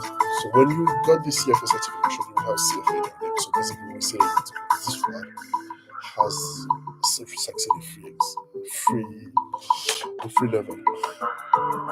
So the compounded. My strategy, I don't know if it could apply. I think it could apply to everything else. Is I will read the question first, so I know what to pick. It's just generally not how life works, but I think for test-based exam, gotta read the question first. Exactly, especially if you have like a long vignette like that, and then you pinpoint the idea, and then you come back here to see The first reading of the question is not to have the answer unless it's easy. I don't want you to read here. But it's just to see what we're talking about. And I come here, scan through to locate my part, and then go back and forth. So the compounding here to date, time weighted return for Ono equity from A is closest to. So we're looking for Ono equity from A. When I just move my hand here, I can see the from A thing. So I can go here and just make sure that we're talking about Ono. They don't have this kind of trick. I don't care who Ono is for now. So I'm looking for the compounding here to the time weighted rate of return. Okay. Here to date.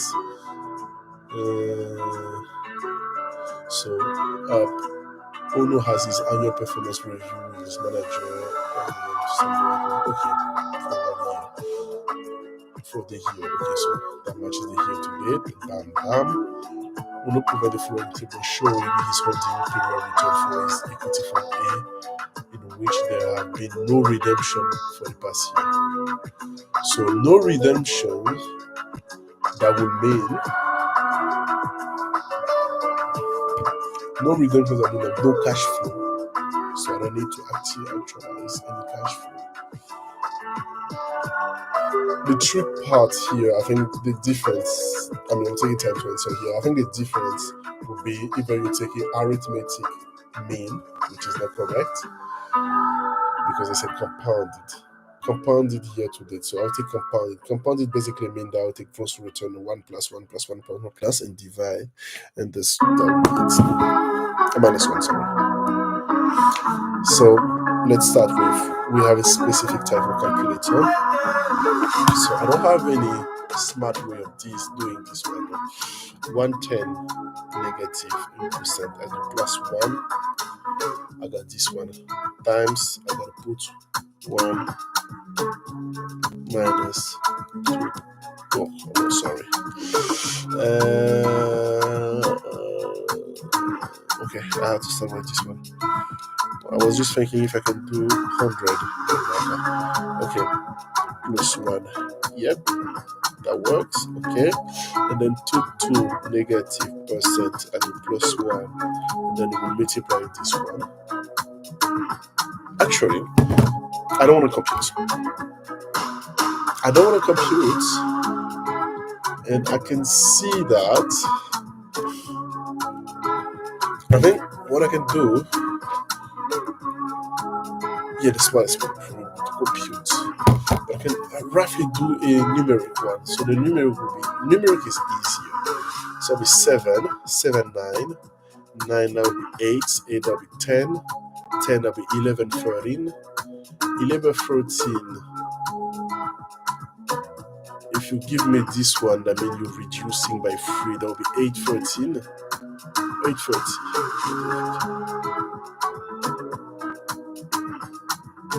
Oh, sorry, let me go again. That's 7, 9. That's 8. 7, 9. That's 7, that's 8, that's 10, 11, 14. 11, 13, you give me these two. That'll be 8, 13. 8, 13, you give me this one. That'll be 7, 20. 7, 20, you give me the last part here. That'll be 60, 70. And that'll be 4, 70. So the average is giving me 4. I think it'll be this one. It can't be this one because we're doing average. So the geometric mean has to be lower. And because of the high dispersion, I'm thinking this one.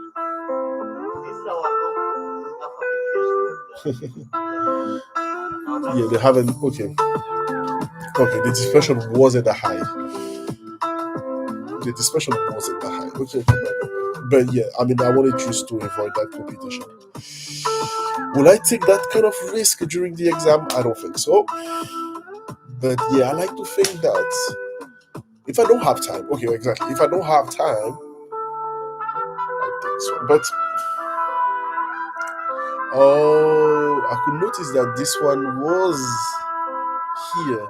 the median you have. Yeah, I can notice. I could have noticed that. Like 1, 2, 3. Here we 1, 2, 3, 4. It's not the median actually. What are we talking about? 1, 2, 3. Okay, okay. But anyway, the normal route to do it was to do the computation. You notice that we were looking for geometric mean and you do the computation here. Just multiply everything. You don't have to divide since you're multiplying compounding the paper. The way I started doing that, but I had like this 4 to do so 1, 2, 3, 4, 5, 6, 7, 8. This 8 months to do so. That kind of sounds too time consuming for me. So what I did is I computed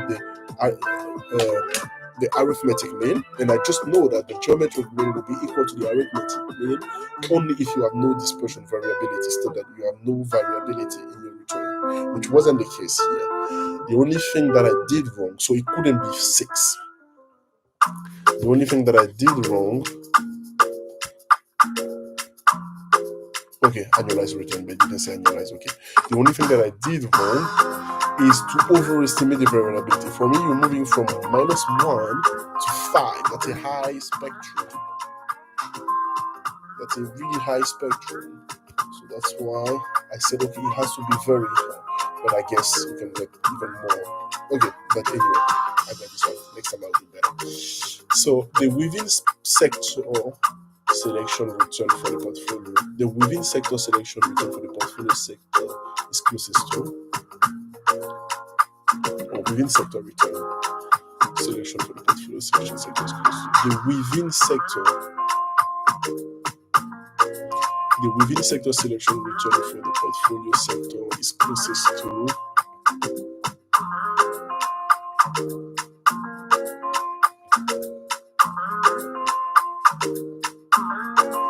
Oh, actually, the music is playing directly.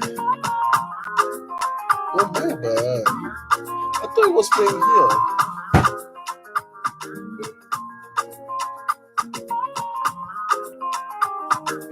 I don't know how the sound would be, but yeah, the music was actually playing all this time. Let me just remove that last bit. I don't want.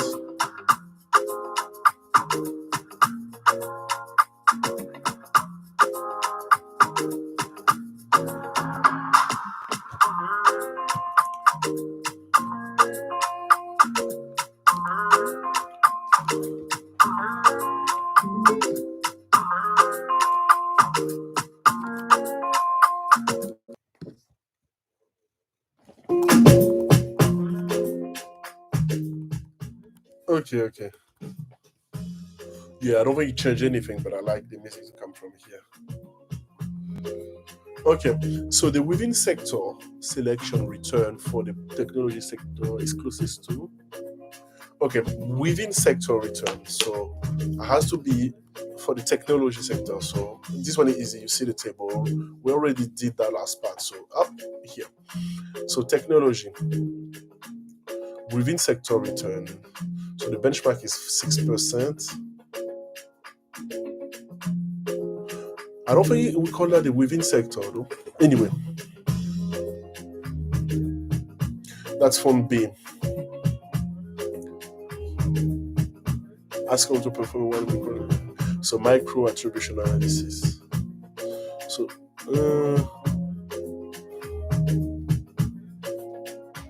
I think we're talking about just the attribution, so I'll do that. So basically what we have here, within sector return.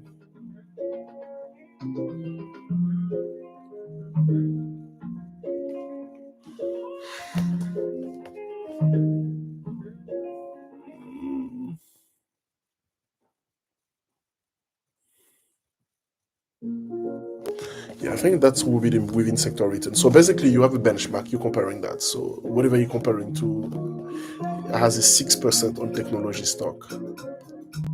But sorry, has a 20% allocation to producer. But we decided to have that. We decided to underweight. We underweight something.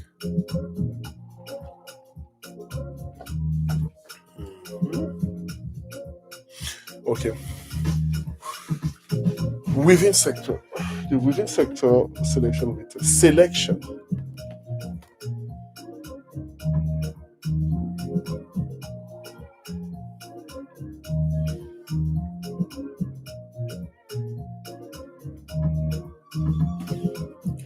I really think we're doing 20%. We're talking about selection, so not allocation. So there'll be 20%. We within the sector, so 20% is fixed. So it'll be 20% of these three.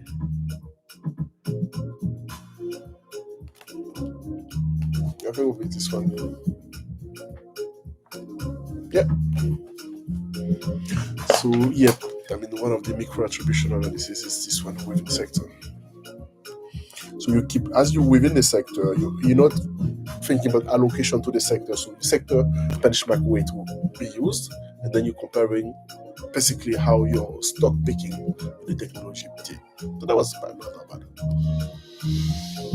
All those small cap equity return due to style is closest to okay. Now we here. I saw small cap and this one. So Uno small cap portfolio generates 5.6 in return for the year. Okay, the portfolio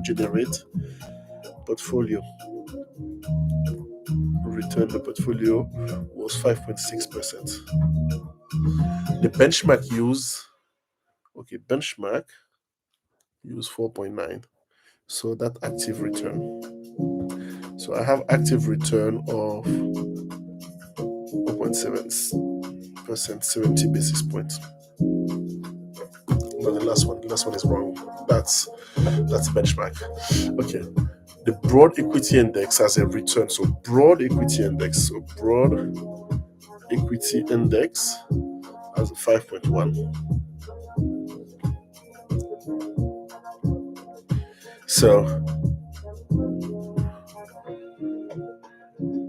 So what we're doing here is saying that if there weren't any, the style is the difference between the broad equity index and the benchmark. And that's so the style, the benchmark, the broad equity index is the benchmark to the style. So I think it will be this one. Yeah, the benchmark minus the broad equity index. Yeah. So this one is basically the benchmark of the benchmark. I mean, you're removing the only difference between those two is the style. If one achieves his goal of lowering the systematic risk, the effect on the trainer and the Sharpe ratio most likely that. So we can see that this question we have Ono, but we're basically asking what's the effects on trainer and Sharpe ratio if we lower the systematic risk. Here. So we know that the Sharpe ratio is the famous one. That's the only one I know. It's based on total risk. Sharpe ratio is based on total risk. Yep, Sharpe ratio is based on total risk. Yep, and trainer, I think trainer is just based on this one. Sortino will be tracking. I think trainer is based on this one. So for me, if you lower on systematic risk, no, Sharpe ratio. Don't divide by beta. No. Only Sharpe ratio increase. Yeah. Trainer ratio is only systematic. Yeah. Trainer is beta. Okay. But then what's Sortino ratio then?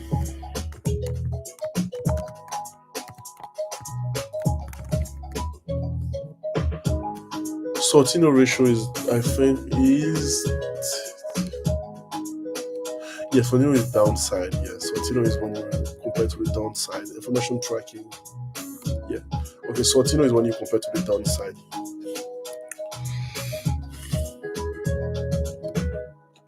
The most appropriate healthcare benchmark that ONO could choose will have. Okay, now we're looking for appropriate benchmark for healthcare. So we have to come here and we think that logically this one here, healthcare here. So okay, for the next one in here, ONO will be in charge of passively manage. Okay, passively manage the portfolio we'll have. Okay, it's a passive management, passive strategy. So I think high coverage ratio, low turnover. Coverage ratio is how much you get closer to your benchmark. And lower turnover, you don't have a lot of transaction costs. Yeah.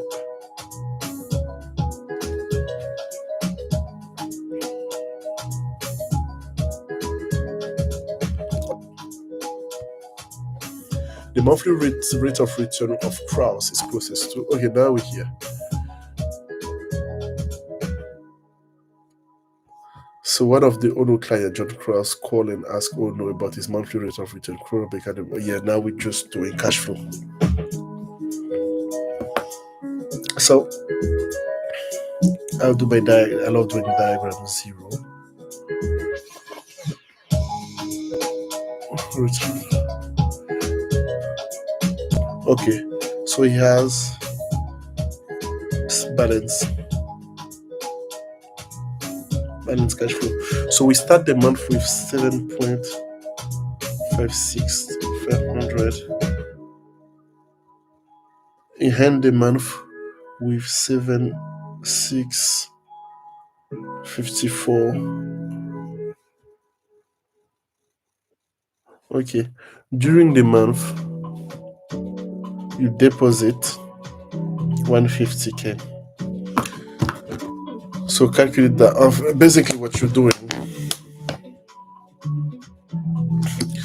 if you use the 150, if you just use the final value, you'll be like, oh, you did pretty good job. You increased the portfolio value from 7.5, roughly 7.5 million to 7.6. But that's not correct because the guy added 150. So you have to remove that.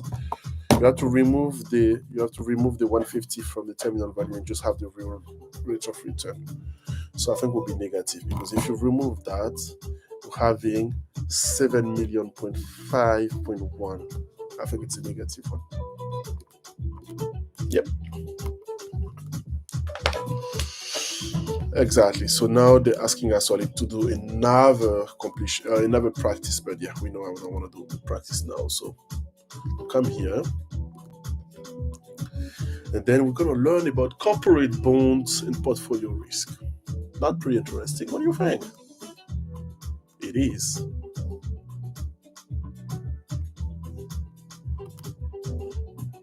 I just want to check what that is. I think that's here, credit strategy. Yeah. Okay. So we're done with the yield strategies. Now we think about credit strategy.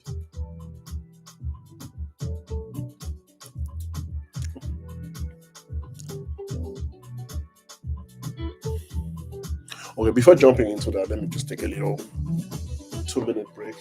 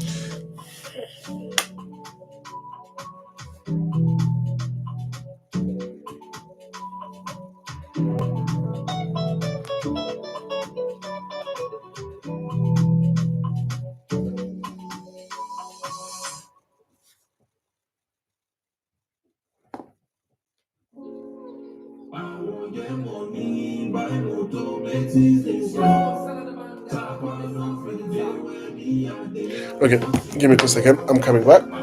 I'll just turn on the heater because it's damn cold.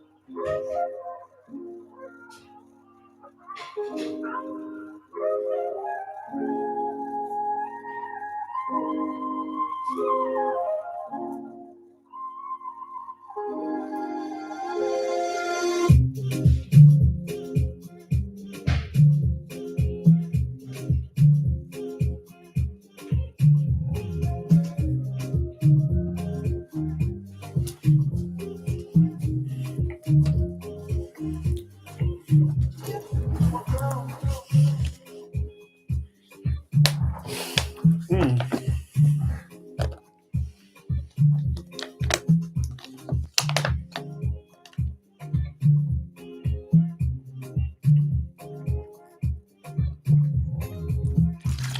Okay, let's go.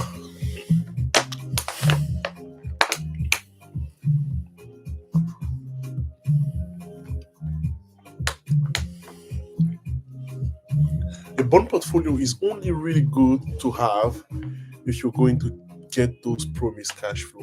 A bond portfolio is a loan, basically a loan. I mean, if you people want to know what a bond is, you should be working on whatever you're doing. But if you're curious to know what a bond definition, that's actually it's a promised cash flow. It's basically saying, give me 10,000 pounds, and I'll pay you at the end of the year, but with interest. So 10,000 pounds, 10% interest, I'll pay you 11,000 pounds. But then the whole fashion of bond idea is, how do I get back to you that 1,000 pounds? So people will be like, okay, I'll pay you 500 in the middle of the year and 500 at the end plus, or I'll pay you 200 exactly. So it has to add up at the end to 11,000. But then the value of this one, the whole concept is generally saying that if the later I pay you, the less it's worth to them, because obviously you will not, between 10,000, 1,000 today and 1,000 tomorrow, you will take 1,000 today. Yeah, that's the idea. Anyway, I know you know. I feel like even if you don't know, you should know that the whole concept of personal finance, which is different to, which is I think similar to corporate finance, financial market finance in general, but obviously in the smaller scale, because unless you are one of the top 1%, you're really not dealing with billions. So a bond portfolio is only really good to have if you are going to get those promised cash flows. Basically, if the guy is really going to pay you. We call that credit risk, include default risk or probability of a default. That's a binary, of course. Loss severity, which is how much money is lost if default occurs. A 5% probability of default, which with a 40% less severity mean. A 5% probability of default with a 40% less loss severity means, when you multiply them, that's your credit loss rate of 2%. Okay, credit loss rate. If you ask me how do you define credit loss rate, I'll be like, it has to do, credit loss rate have to do with, I mean, you can map that back to whatever you're doing, but it will be good because it's an exam, so it has to be,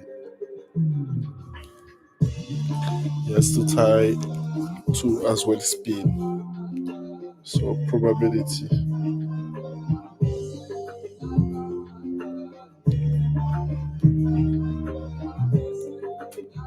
time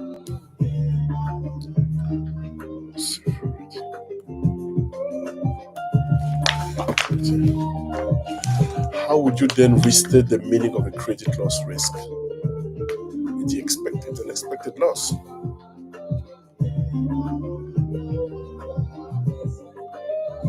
It's a probability of loss. No, it's a value at risk.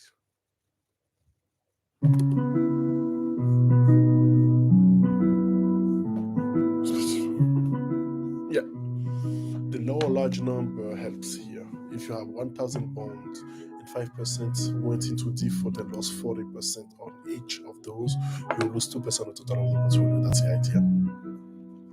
Yeah. Relative to investment grade bonds, where would you expect this credit loss rate to be for higher yield bond? High yield bonds have bond with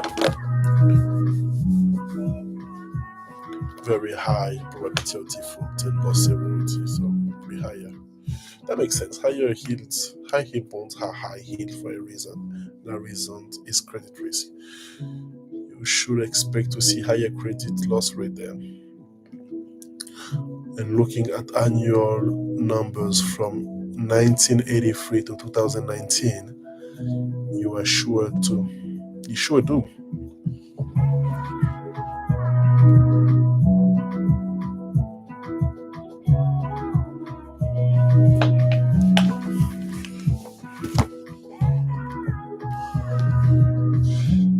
That's not a small difference. High yield portfolio manager pay very, very close attention to credit risk metric.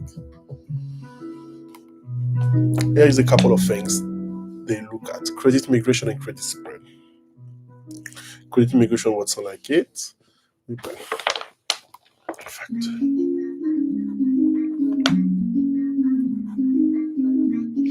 In credit portfolio.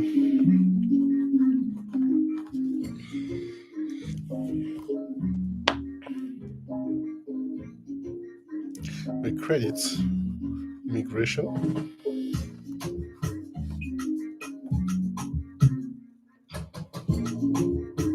and spread the risk. Especially for high yield bonds.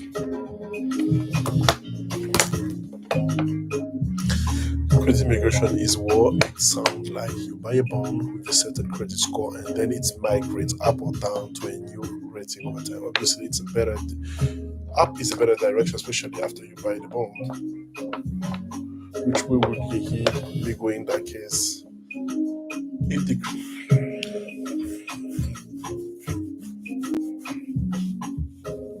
down, the price up. A better credit rating means less risk, a higher price, a lower yield. Those are the good things in bonds. A side note here: there's a lot of talk about credit ratings, and they are important. In fact, a manager might be restricted to only debt with a certain rating or better, but in practice, portfolio bond fund managers usually do their own independent credit work to assess the risk. As you look down the credit rating spectrum, you expect to see a stronger trend of increasing default or probability of downgrade.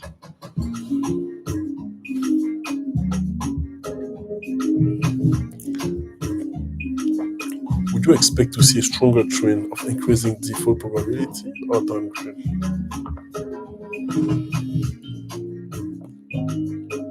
I think default probability. Yeah. So we say triple A bound has a 3%.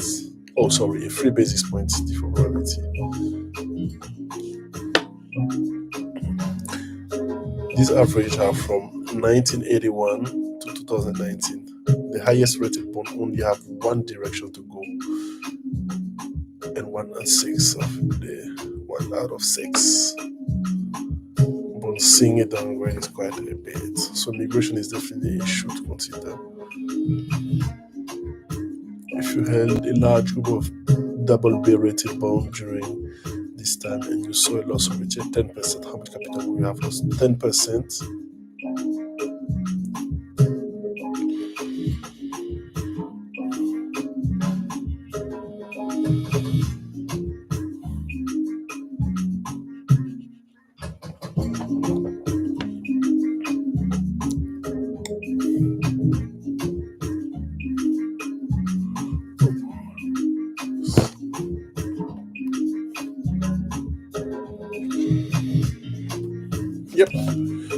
even if your bond migrate down to that level, less than 2% default with 10% loss given different level, we're seeing a 71% loss.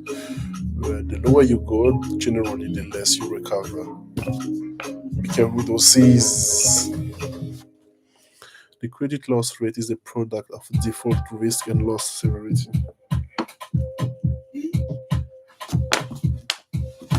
This is much higher for high yield bonds, both in terms of waste years and average time.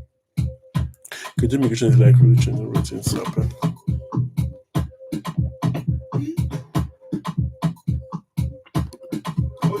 Consider a bond portfolio of 100 bonds of all equal size. There are two defaults, each presenting a 50% loss of par value. The credit loss rate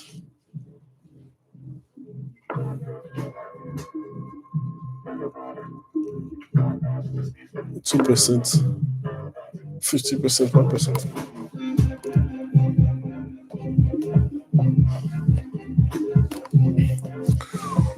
Which of the following is most accurate regarding credit migration? Credit downgrade are most common for the highest rating. That's true. Nope.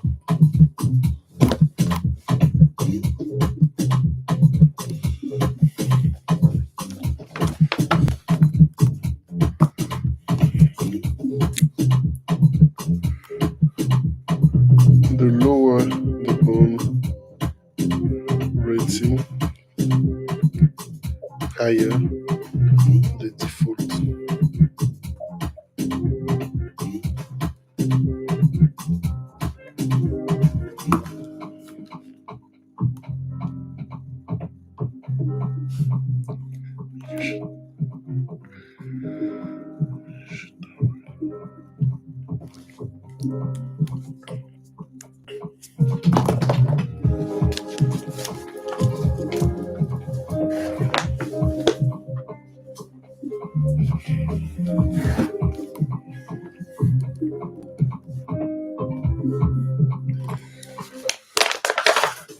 Credit strategy, the bottom-up approach in credit analysis. Bottom-up approach, as the name suggests, you start regarding the detail, looking at the details.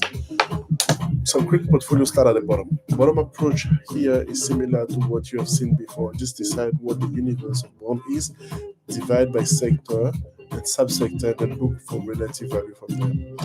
When you are dividing by industry, you might use the benchmark classification as a starter, but then you might find some way of broadening, narrowing, or fixing this classification in some way. There is no real rule here, but you want to segment companies so that each contains similar level of what type of risk.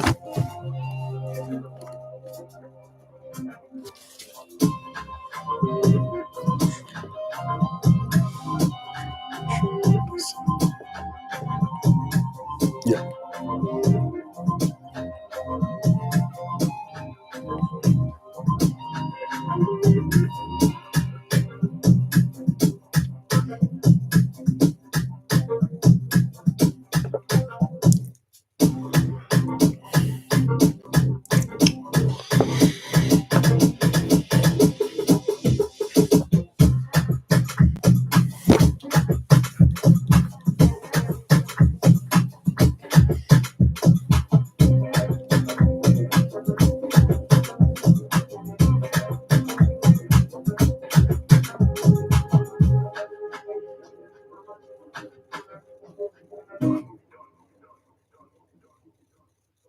Oh, credit spread. Commentary, we don't care.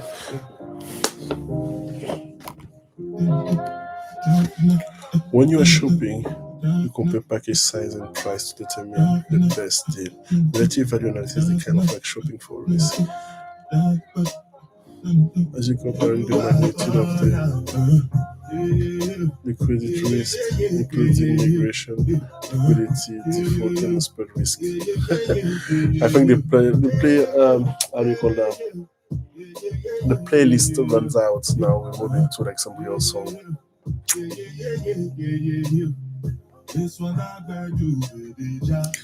As you're comparing the magnitude of the risk, credit risk,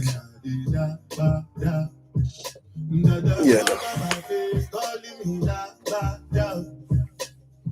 Are you comparing the magnitude of the credit risk, including migration, liquidity of default, and spread risk? We're also looking at the compositing premium involves what sound like a hot tip that you might want to take advantage of this shopping experience. A hot dip, low credit risk with high credit spread. High credit risk,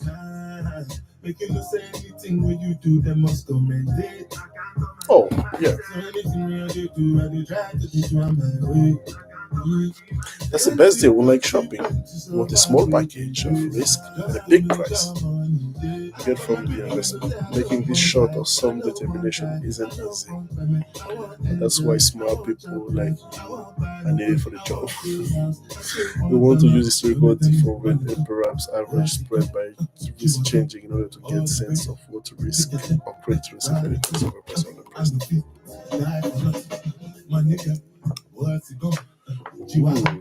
Ooh, expected trade. Different things them happening, schemes and packaging. In our life for shows, I'm juggling. Flow like the ocean, my port, I'm packaging. That's my bro, my family. Losing dreams. When they come to money, I they concentrate. Because then it's straight, you are not my mate. If you become mission, I'll be head of state. But my people then go say, I don't want buy, I don't want die, I don't want payment, I want enjoy, I want job life, I want buy motor, I want build house, I still want to know. Money come, what's it come? You are come, all the better. Pick a chip, ride the whip, on your feet, die for nothing. My nigga, what's it come? You are come, all the better. They got it, ride the whip, I know it, die for nothing. Oh no, I burn out. Yeah, yeah, yeah, yeah, yeah, yeah, yeah, yeah, yeah, yeah, yeah.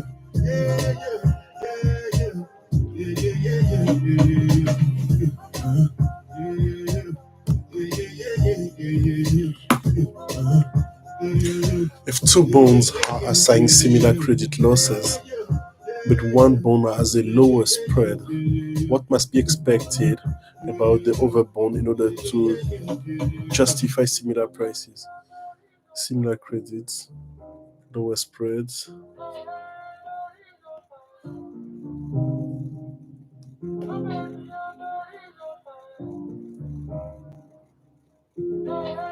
Two bonds are assigned similar credit loss. Okay, credit loss.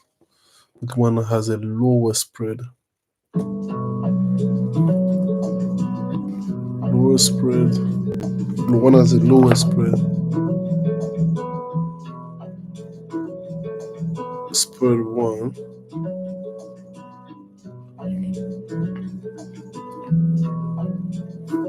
See, they're both equal.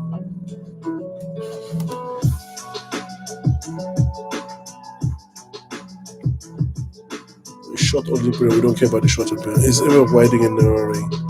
See, this one is lower. The widening.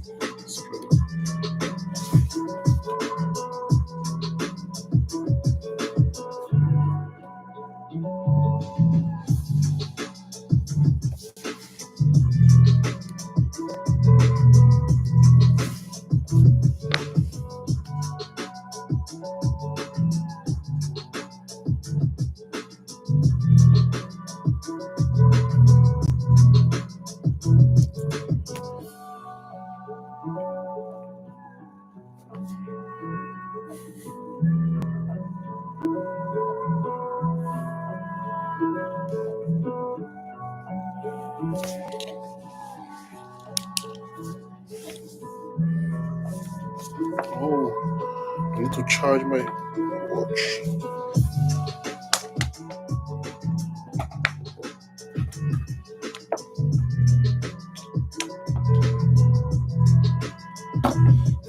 I'm going to run.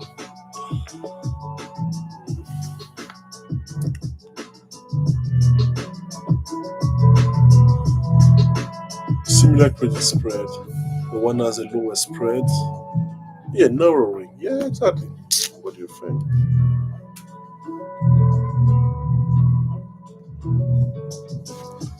The bottom approach to credit strategy start with a universal investment, divide those in sub-industry group so that the company level risk is dominating the difference, and then company similar credit risk issue in terms of risk and compensation or relative value analysis. This make use of excess spread return approximation. Yep.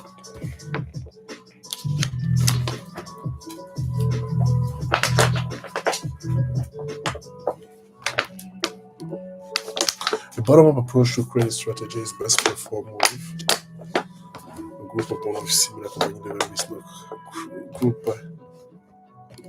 Yep. There to be sub-industry classification.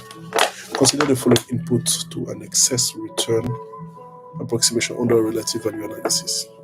Which bond is relatively the best deal based on the excess return? Yeah, I mean, I'll be serious. I'll compute.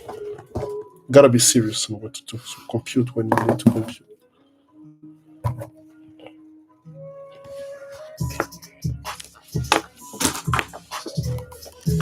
Okay, A. What we're doing here, the spread is 90 basis points minus spread duration, so that'll be 5 minus 20. The spread is negative, expected spread change negative, that'll be positive. And then you'll be 4% times 50%. So that'll be 190 plus 100 plus minus 2%. So that will be 288. B will be 230 plus, because of that, 10 for 4 minus 6%. 230 minus, that will be plus 4% times 4% times 4% times 60%, sorry. So that will be 310 minus 06 will be 24.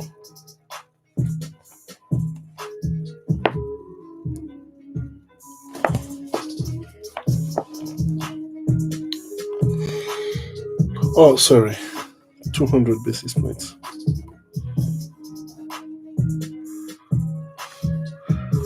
Will be 200 basis points, will be 90. Okay. 80, sorry, 70 basis points.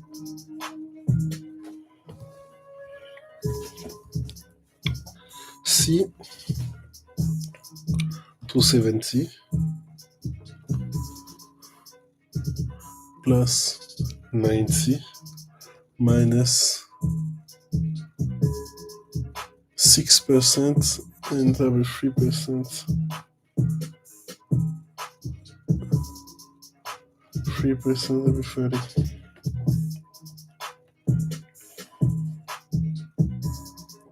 60.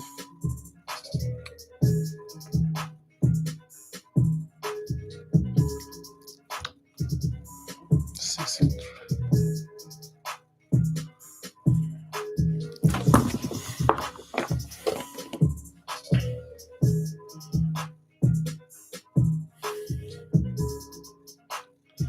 I think I would say bond C, but that's computation wise.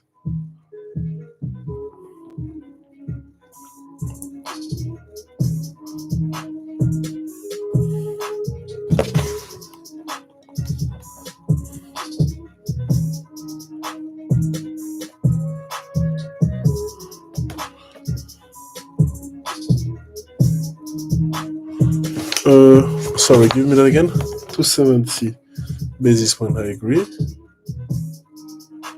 30 basis point 9, I mean 19 basis point, I'll be positive. Yeah. 6% times 50. That I don't I don't think I agree, buddy.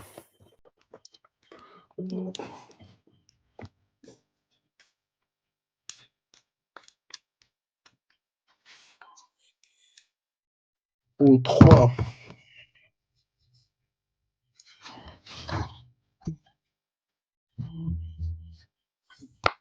3%.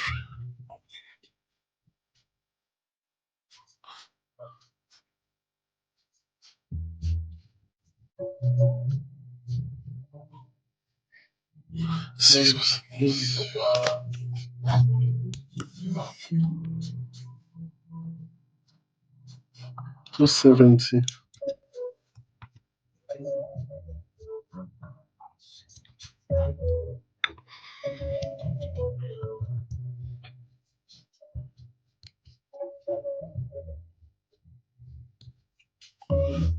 270. 10. 90.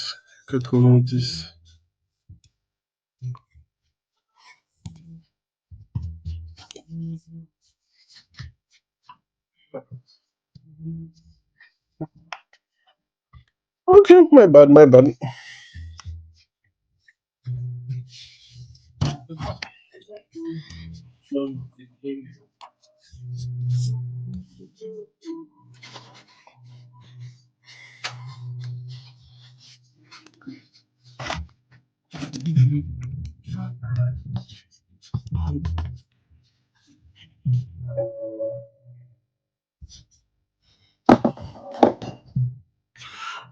Two 30 plus 40. Come on, 270.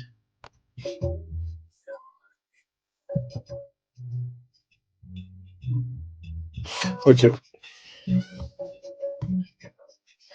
Two issues on the relative value on analysis are similar to credit score and loss severity.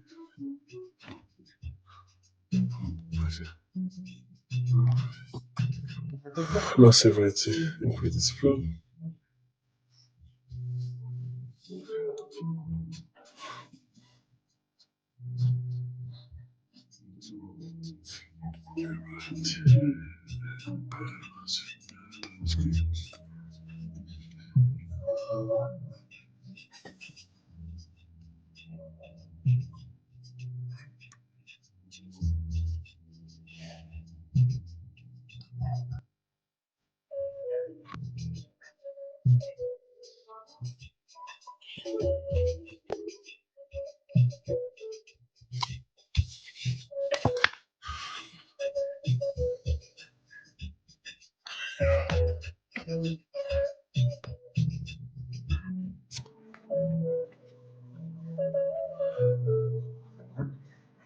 Credit spread here. Loss severity.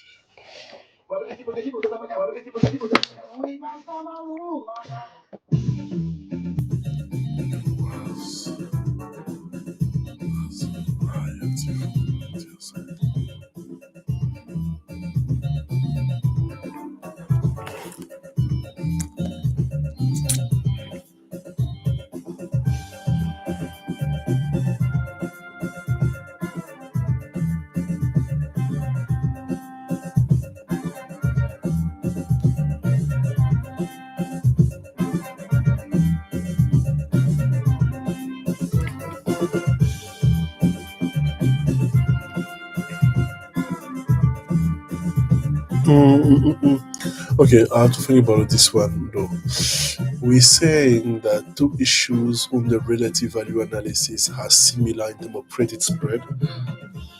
So effective credit spread, the spread times the spread. Yep, delta spread that we spread here. And P provision default and GT default. Similar in terms of credit spread. That's the same. And loss severity. Loss severity. So this one is those two are similar.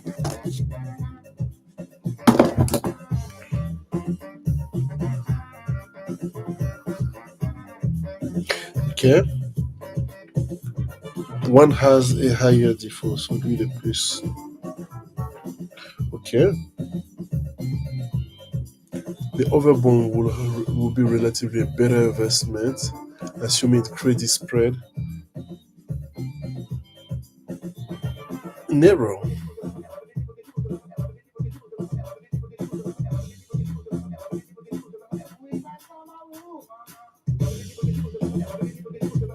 I would say narrows.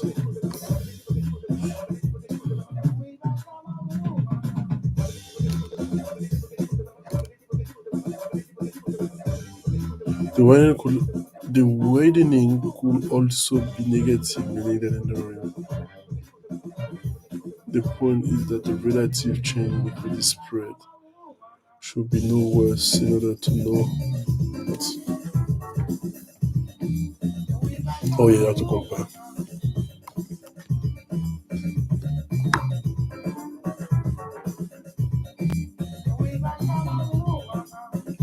Oh yeah, okay.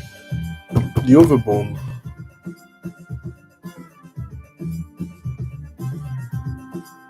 Higher probability of default, sorry. Higher probability of default, not a bad thing.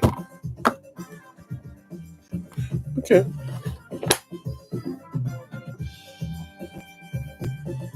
Spread bottom.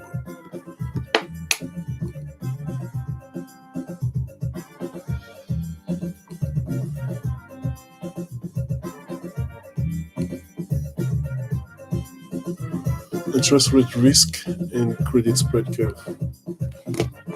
There is always interest rate risk, and for investment grade bonds, higher interest rates mean lower price. No surprise here. For high yield bonds, credit risk is a much bigger concern than it's for investment grade. No surprise here either. And then consider which portfolio investment grade or high yield could be more sensitive to interest rate. The answer may surprise you. To get there, start with something beyond this editorial coupon. Credit spread. When some goods interest rate can be high.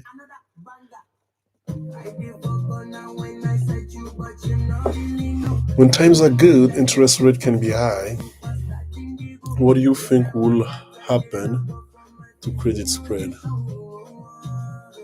They'll be narrow. Times are good, credit spread will be narrow. A good economic conditions reduce default worries and so credit spreads. When times are bad, policymakers lower rates and spreads widen to reflect greater uncertainty. So there's a negative correlation between interest rate and spreads. Yep. Consider what this means for the price change of a high yield bond. Given an interest rate change in some direction, what do you think the credit spread will do for the bond's price? Consider what this means for the price change of a high yield bond, given an interest rate change in some direction. What do you think the credit spread will do to the bond price? They will have make price move less. They will make price move more. Consider what it means for price change for a given interest rate change solution. Yeah, more. No, why is it the opposite? Since high interest rate, oh, come on.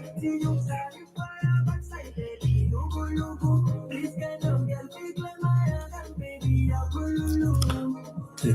Credit spread change generally follow the cycle. The credit cycle, credit spreads levels are often stable in the recovery, fall in late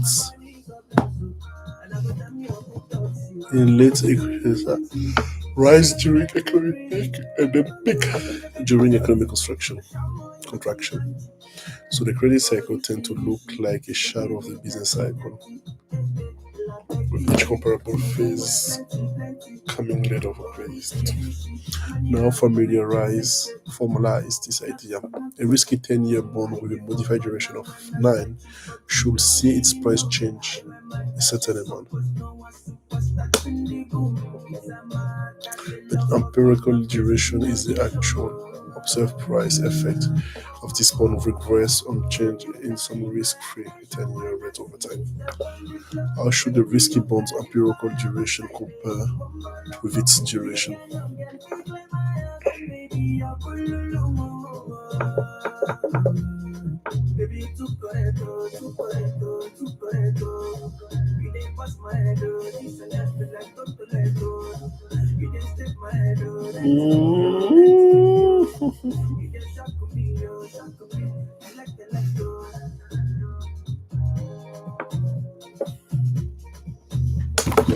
I would say higher because of convexity, which is not get.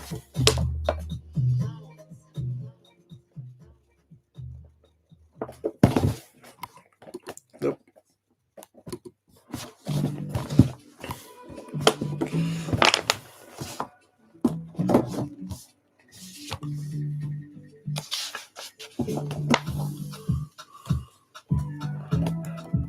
Negative correl between negative correl between interest rate. See my girl, the last time that I checked, see nothing ain't changed yet. Except that I got a big bag and a big bag. Don't need nobody tell me nonsense, my nigga. Streets is so cold, my nigga. When nobody come try me a river. I'ma go through like the strings on my guitar. Nonsense, my nigga. The streets is so cold, my nigga. When nobody come try me a river. I'ma go through like the strings on my guitar. So cold outside, my brother. I don't want to pull no trigger. I just want you, what's up, them please? I don't want no wahala. It's so cold outside, my brother. Me, I know the hate on my brother. Me, I just want you, what's up, them please? I don't want no wahala. It's so cold outside. Me, I know they like nothing to worry. I know they like nothing to bother me. I don't want to apology. You know, say she don't know they bother nobody. Me, I know they like nothing to bother me.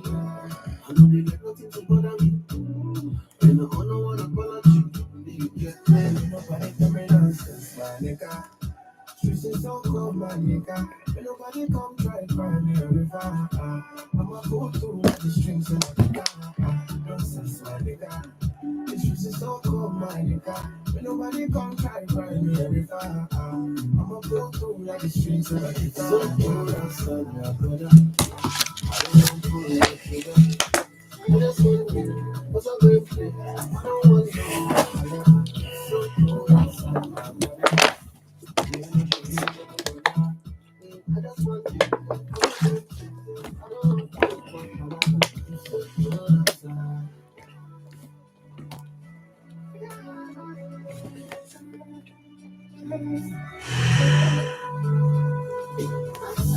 I know they like nothing to worry me. I know they like nothing to bother me. And I don't want to apology. You know, say she don't know they bother nobody. You'll see that each empirical duration is lower than the related effective duration, but the last one is really something, it's negative. Consider again the force that goes the lower empirical duration, and how we justify the negative empirical duration for this junk bomb.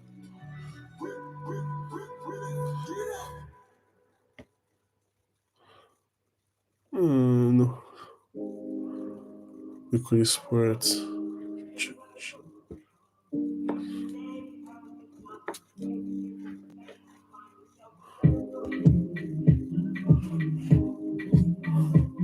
Negative duration, I mean that interest rate rise. Rolling on your wheel now.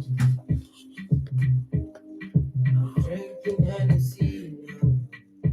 I hope you see now. Say you don't cross my eyeglass. You don't scar my mind now. See my guy, I know. Put me for no, yeah, I don't think that was it. I was just guessing, but guessing is bad.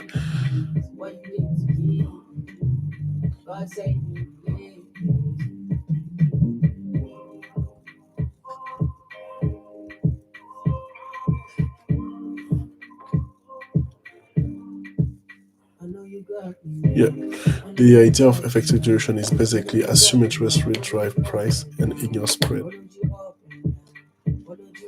The effective duration. I lost my effective duration.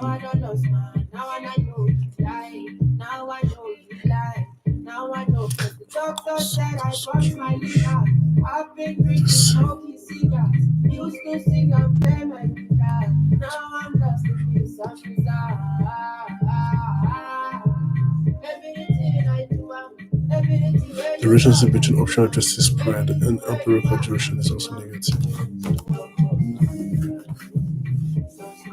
If you ever calculate the estimated price change of a high yield bond during its modified duration,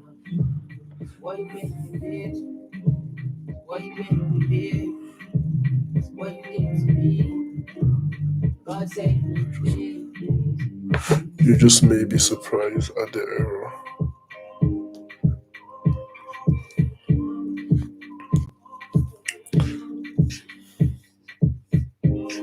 Let me think about this part again.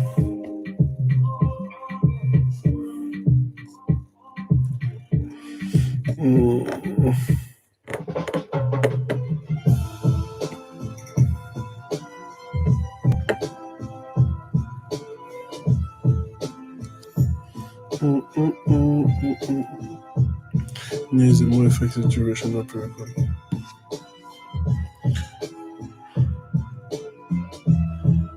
Could this spread change dominate the interest rate? The idea of effective duration is basically assume interest rate drive prices only and in your spread. Changing with okay, interest rate drive prices in your spread. If the spread are constant, the two duration will be the same, yeah.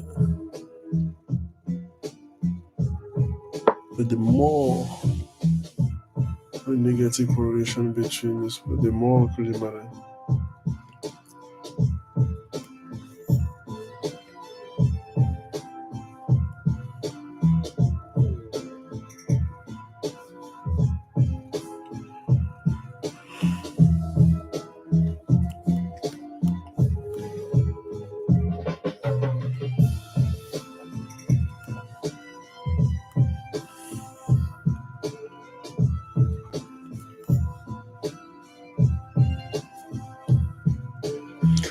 Means of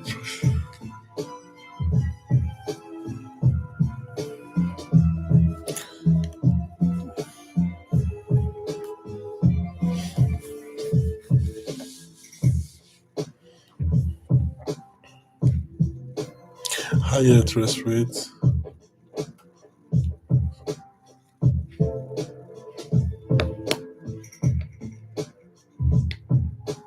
because the portfolio investment rates or vehicle will be more.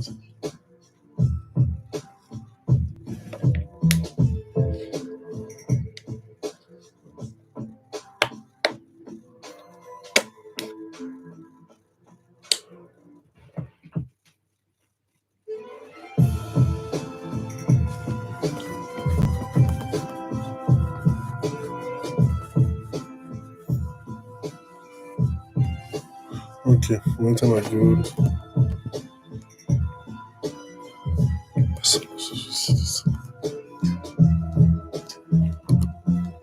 Could you spell out?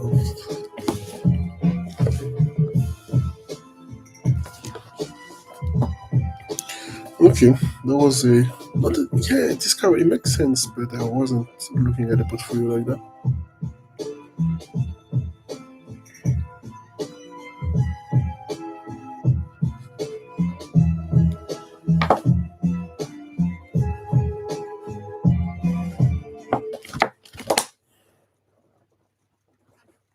Welcome to the fiesta.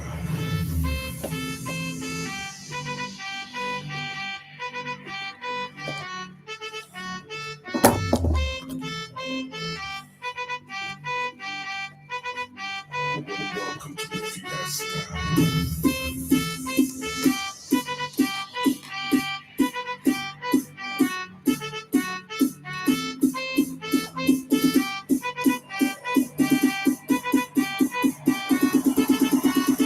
Welcome to the fiesta.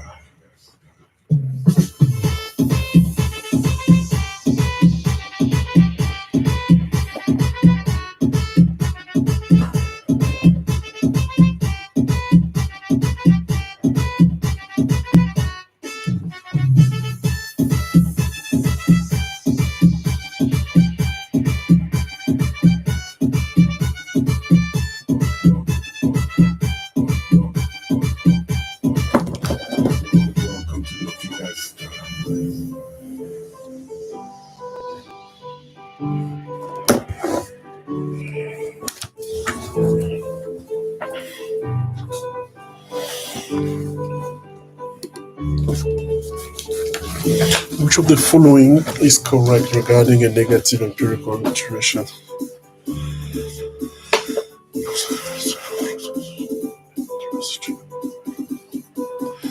A negative empirical. No.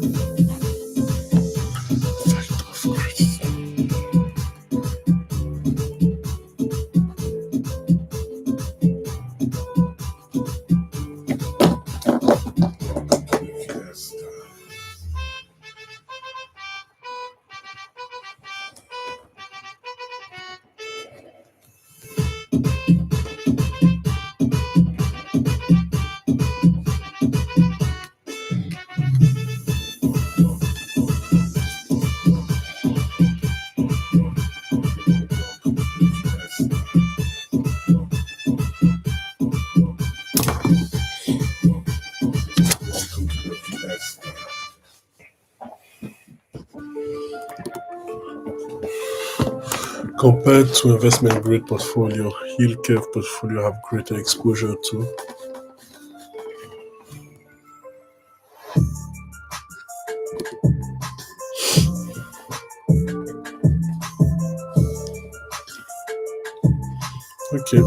liquidity risk in credit portfolio, sorry. Now I have another call. I think we need to finish the 9 to have our star. Managing a credit bond portfolio usually means buying and selling bonds. This means you should be sure that there's actually markets available for you, so you can do that. Of course, this refers to liquidity risk. In each measure of liquidity risk, it's necessary to look at both investment grade bond and high yield bonds as separate groups, as they have very different measure. Which one do you think qualitatively offer more liquidity? Investment grade. Per definition, it's a good quality bond. That's not 100% rule at all time for all measure, but a safe assumption overall. Of course, to say this at all, liquidity measure must be measured. Liquidity risk, must be measured. Suppose that you were charging liquidity risk based on market activity. What would suggest higher liquidity? More transaction. This is reflected in trading volume. The more daily trading as a percentage of the total market value, the more liquid the market is. Here's what that looked like for both investment grade.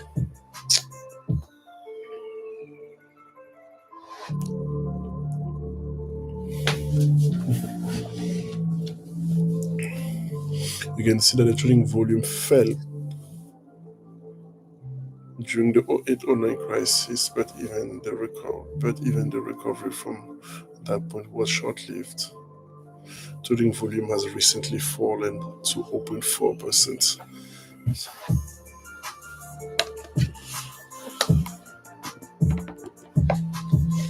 Perhaps the most popular measure for liquidity is the bid-ask ratio.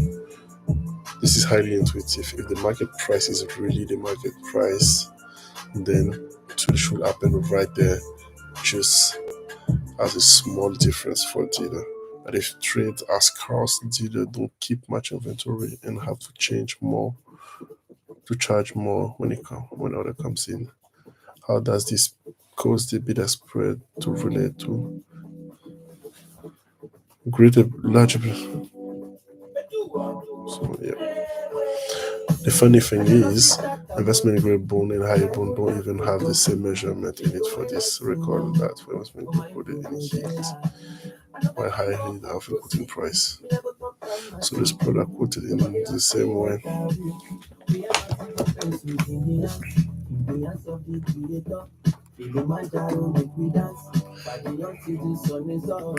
No go dey whine me Yoroma. See the bottles wey we dey pop. Plenty pressure fit kill a man. Na the money I on the top. Oh, again. Oh, we run down tomorrow again. Can't let this feeling fade away from my body. Oh, Feme, I no feel happy that Feme. So Valentina and Kere. Tiba Feme. Oh, feel alive, yes I feel alive. Kele day for the corner side. She want blow me like she be dynamite to me. Just like a dynamite. I tell her she can't come but I carry more love for So they were quick comparison. for my improvements and life. I don't get time for I'm so sick. Me never talk about my city. Nobody ask me what I do. We are nothing but pencils in the hands. The hands of the creator. In my diary, we dance. Still, if you see them converted to the same unit, because there are a few things to bear in mind as you look at managing liquidity risk. One, there have been a lot of new regulation or capital requirement put in place in recent years, and the cost of capital for dealer increase. Now, if you're a dealer, what will you make to your inventory? Reduce it, and of course, it decrease liquidity.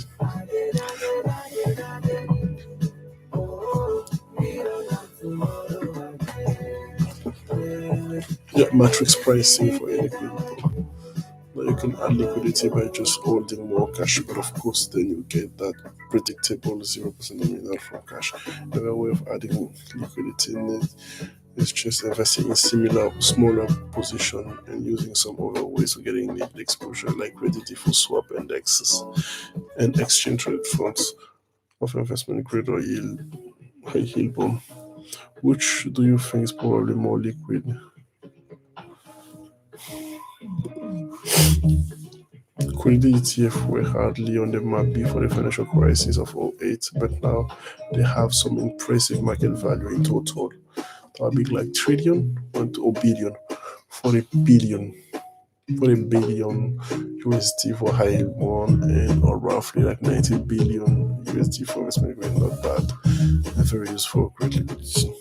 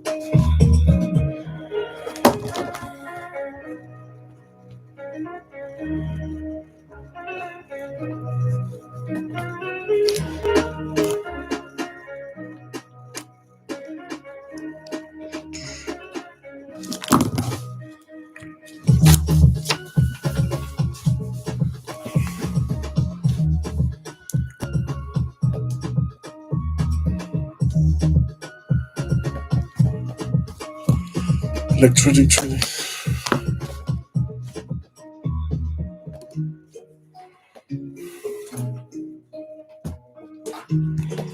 Okay. Which of the following is most accurate regarding bid-ask spread as a measure of liquidity? Oh, I can't go to 9. I need to come back to do CFA. Which of the following is most accurate regarding bid-ask spread as a measure of liquidity for high yield bonds?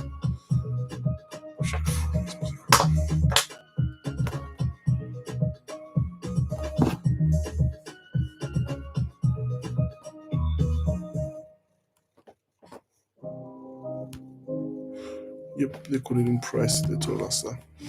After the way inflation price, the bond did experience a decrease in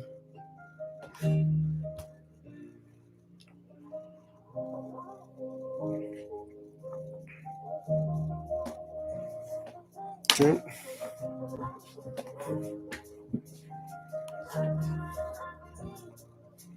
Oh, if we want to close this one to our first stars, we can do something else. I just want to make sure. Okay, I think I can do 2 more and then finish the rest with practice question.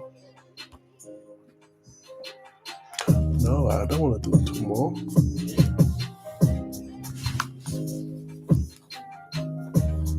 382 minus 313.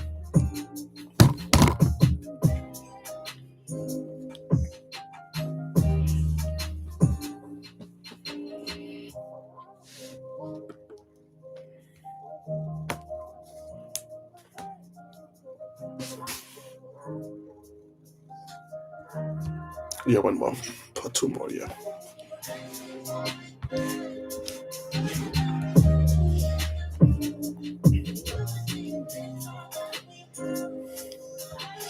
Okay, tail risk. Oh, it changes. It's all right. Credit risk measure for fixed income portfolio. Okay, let's go. Credit spread. Make sure you keep all those credit spread measure in mind as you get deeper into credit strategy. There are quite a few. Okay, got my post-it ready. Let's go. First one, the benchmark spread. Ooh, start simple. Benchmark spread.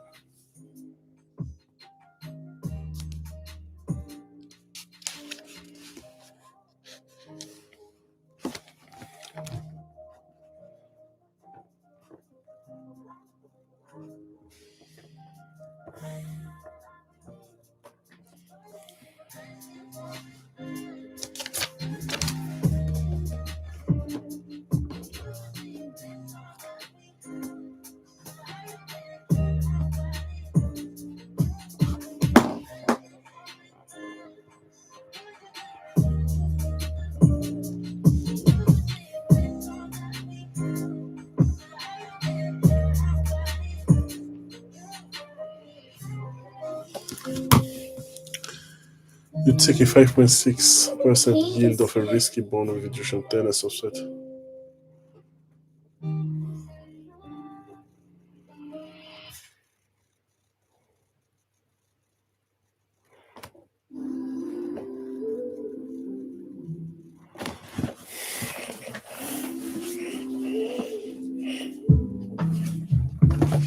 So, what is the benchmark spread?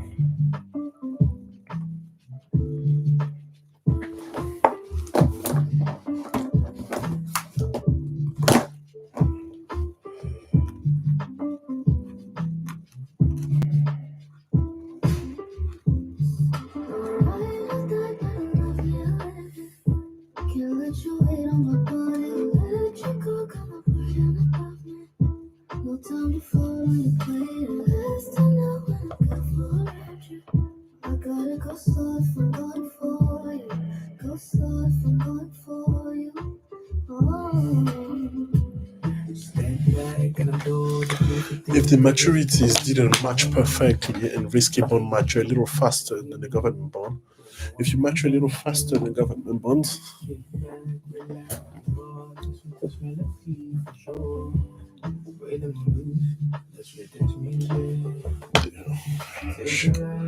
how do you think that will affect the benchmark spread? I think it will be low.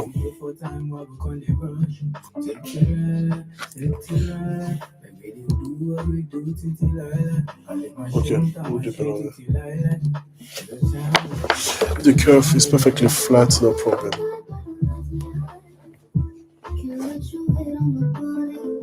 Oh, that's good, man.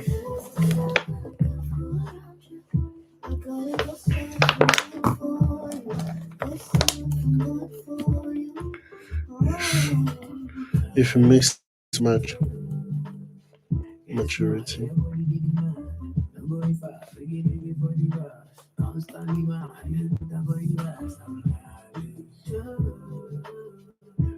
car, you don't want coming on. All the together, yeah, the feeling of the gun.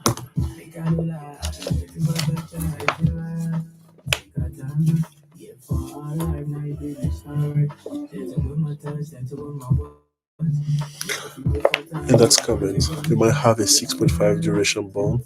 You want to measure in credit spread. And you have both 5 years and 7 year bond. Weighted average.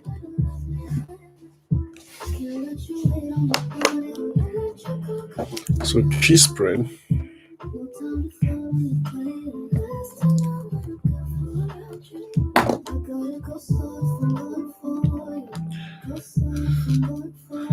is the difference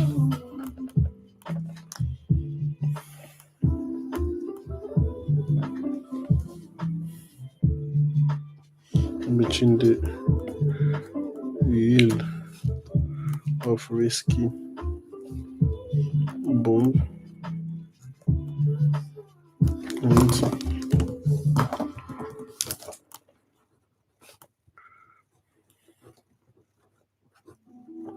the interpolated government yield.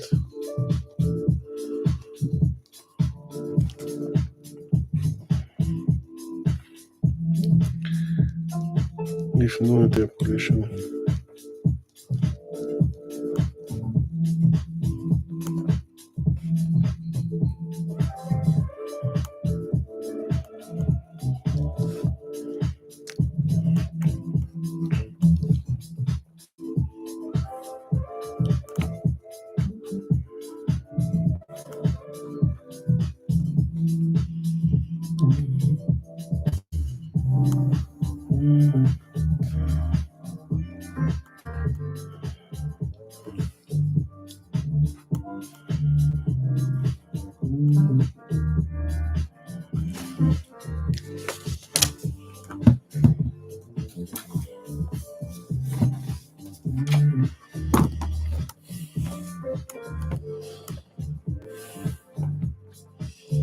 wait.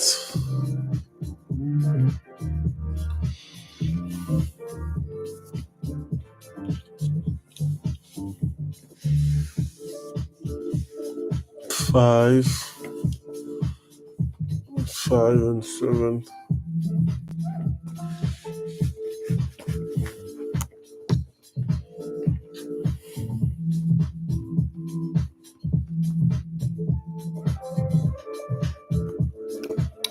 High spread.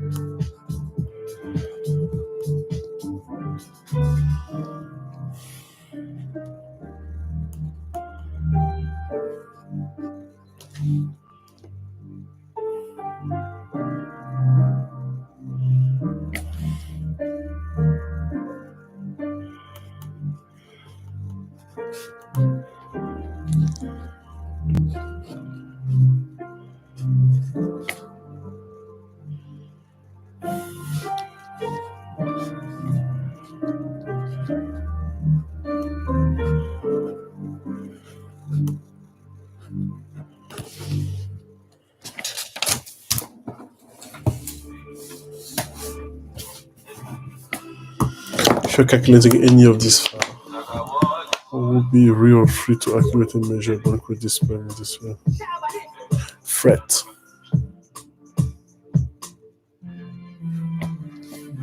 Going, your love behind me like you be holy. Yeah, we supposed to link up, but you be Johnson.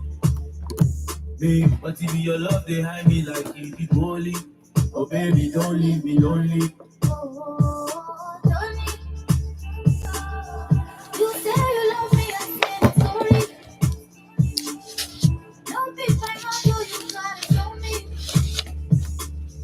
If I'm the one, you gotta be the only. Oh baby, don't tell. I got a pocket full of money and all I wanna do is spend it on you. This feeling is killing me, baby. Tell me what I for do. Cause your love is relevant and I do like your belly dance. And your body be elegant. Yeah. Baby, you be on your man. Oh, yeah, wash it, banana. Original, no find out. Oh, you want shit, dada. I remember what you told me. Say I'll be bad girl, but nobody on me. Doing they hide me like baby holy. Yeah. We supposed to link up, but you be Jonesing. Babe, but if your love they hide me like baby holy. Oh baby, don't leave me lonely. Oh, don't leave. You say you love me, I say I'm sorry. Don't be my mother, you gotta show me. If I'm the one, you gotta be the only. Oh baby, don't tell me.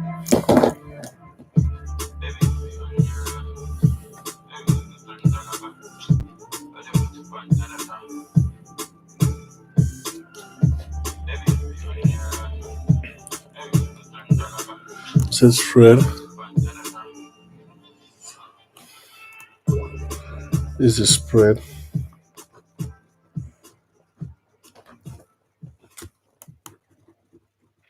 to each spot.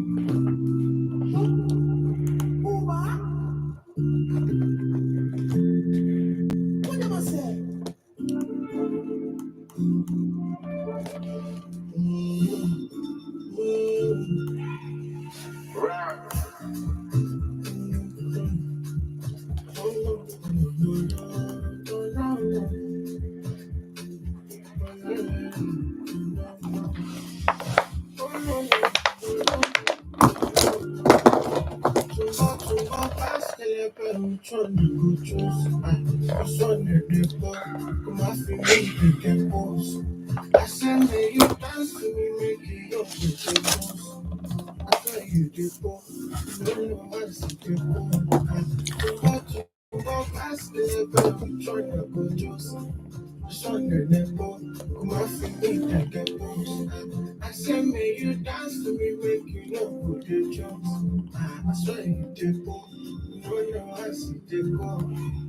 Bad you, who respects you, but I will like you, no guesses. Cause you never come you to full extent. See, you never experience full wetness. But mind you, I'm content. Maybe I don't need your full consent. Real ID, I avoid government. I'm a good citizen of this continent. Guys who come back, mommy, turn your back, oh, back, oh. Now back to back, oh, back, oh. Each morning, back your back, oh. Don't take my go, my go. Carry on with all that back, oh. Don't take another hand, Go past the level, you trying to go just. Just on your level, come off me, make it both. I said, may you dance to me, make you don't forget just. I saw you did both. You don't know I see you both. Tumbo, baskelebe. I know if you see you speak, skelebe. Just up like fresh, okay, too rotten, baby. You feel like Sanda, Menede. I know if you ready, size, no, baby. You can hold me fast, make I check. I'm my favorite class, like I check. Anymore, I'm Americano. Papa, no, come on, she like when I'm in control. Small money, I don't know.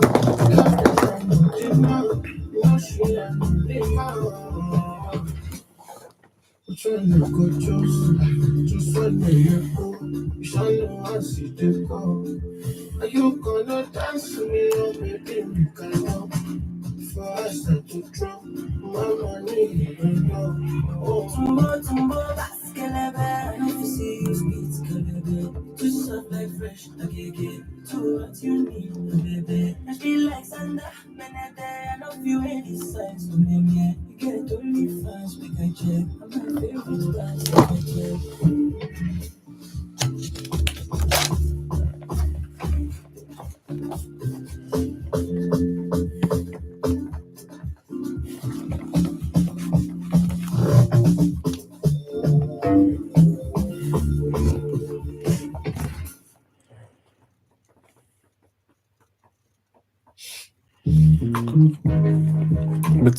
It's widely used, and what's really nice is that any bone can be compared using the real S.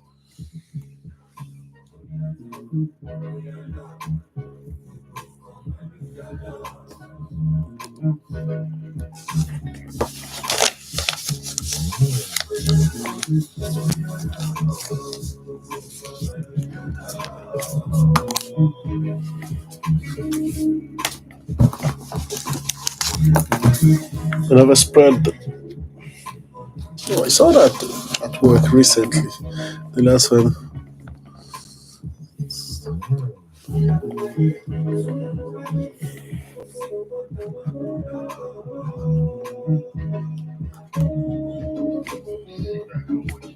What's up on the time? What's up on the time? When I just did try, when I just did try. When I drop a song, I go need to dance. I do what I could get it, I do my price. Then I find the sound, I won't got the sound. I know get the name, I know sing the sound. Sounds, I'm on the sound. I want the precise, I want the precise. I feel like militant, match up my head. Vigilant, give me Lord, I day on your face. Cemetery, people we don't die, people cemetery. Life is not easy, I know it's not easy. That's the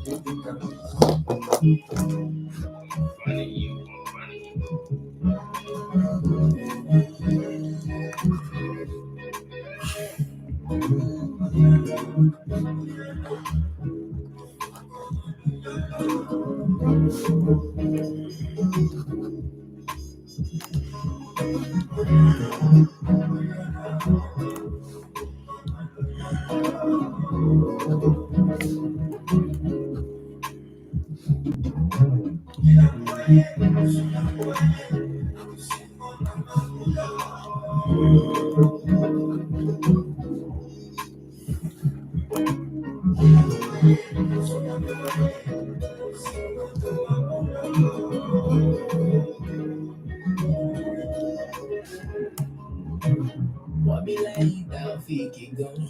Do well alone from my city gun. You know be run from who you are. Waiting go deep and it's casting stone. But do well alone for us and you. But why you are the situation? I do well alone for you. Can't imagine what you can imagine. Oh, you're alone. Oh, you're alone. Oh, yeah. You're So they ask how would the asset swap spread, sorry.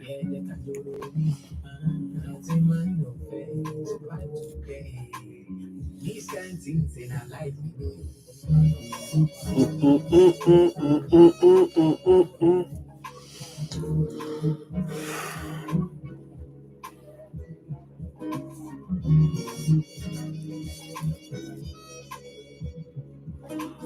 Moncur couple.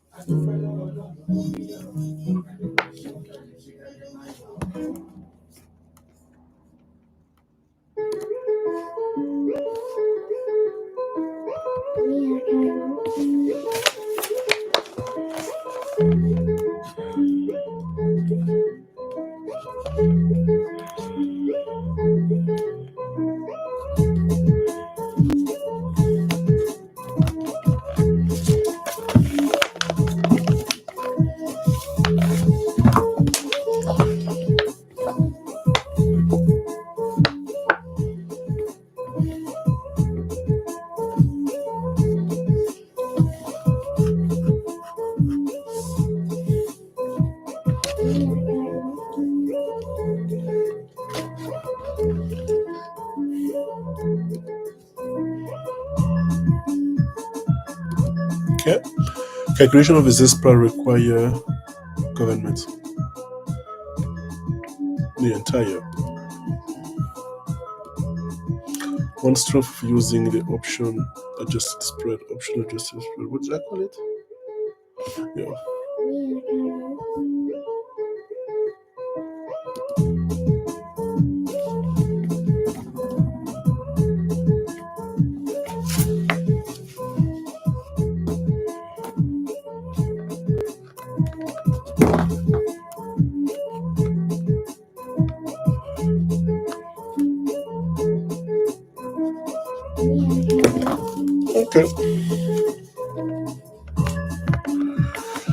Okay. Okay. So yeah. So we said 3 hours. So that was 3 hours. And then what we'll do next, I'll try to close that, but you probably won't see that. I'll do some practice stats. Also practice, and then tomorrow you'll see star here. Because if I go here, generally I do that. That's just for me to have a star. If I come content, and let's say I open asset allocation, it should be fine. If I open allocation, you see I have like this 1 minute, which is, yeah, I can do that actually. Let me do that. Describing clients. How do you describe clients? Which of the following goal types will have the lowest probability of success? I'm not really care to dream. Yep, you see, 6. That was quite easy. Yeah, actually, as I promised to you, let's do that together. Quite easy. So that we'll see the star. We all see the star happen.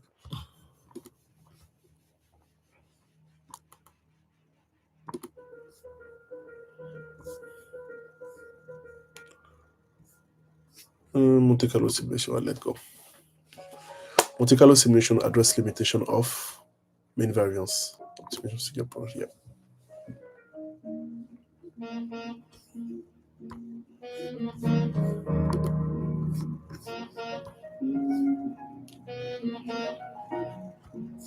It doesn't really, okay, man, we can check that. It doesn't really change here. It just changed this one.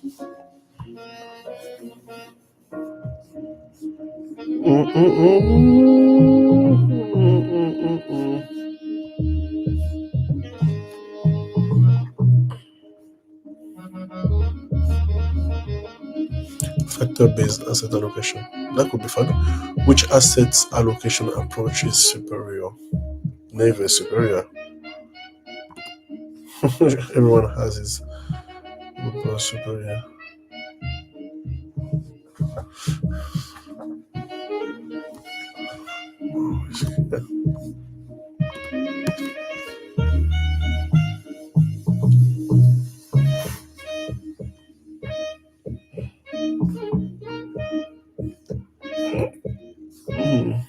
Criticism to mean variance allowed that.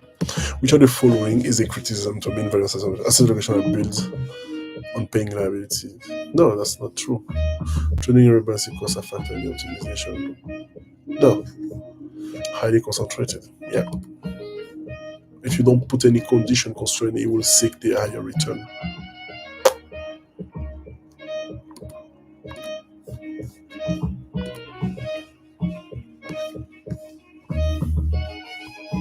I can see that. I mean, the fact of finishing the thing is not very important because some of the practice, the fact of finishing the daily goal could be important. You can see that some of the practice questions are pretty easy to do. That's why I focus mainly on. That's why I focus mainly on doing the concept first. The primary holding of a risk parity portfolio. The primary holding.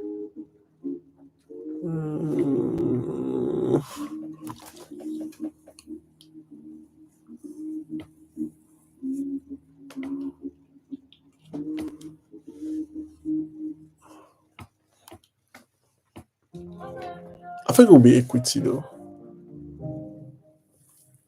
It is so many times for me. Oh, okay, sorry. The primary holding fixed income.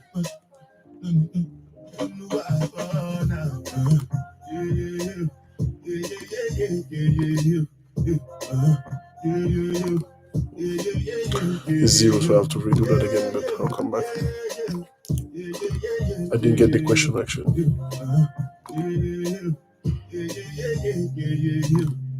This one I bear you with the jabba. I don't get tired of the jabba. Dada cover my face, calling me da. Mean variance optimization seeks to allocate asset according to expected div. Yep, as compared to us too. It's always a trade-off.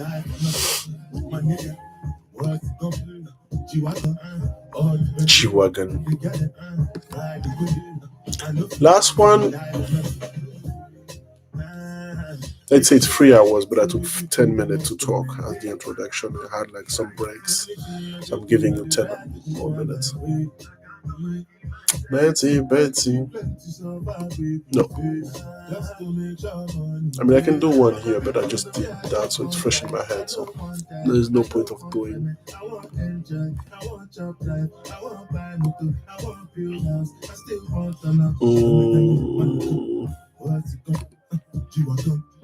The funding ratio and surplus primarily depend upon the number of beneficiaries. I don't think so. The calculation of the discount rate. Different things than happening, schemes and packaging. In our life for shows, I'm juggling. Discount rate, I think discount rate. Okay, here. We are done. We reached the daily goal. So let me show you. If I do one more, it wouldn't change anything. It would just increase a little bit this one right here. You have 54.39. So if I do one more on the practice thing, or just increase that, and tomorrow I will have like a less daily goal, a really less daily goal, small daily goal. The Rope goal-based asset approach.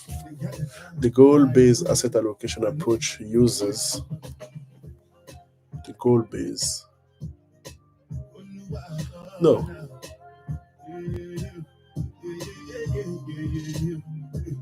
I think here, yeah. You see, we're already done. It doesn't change anything. It will just change. Yep, here. Okay, so we did it.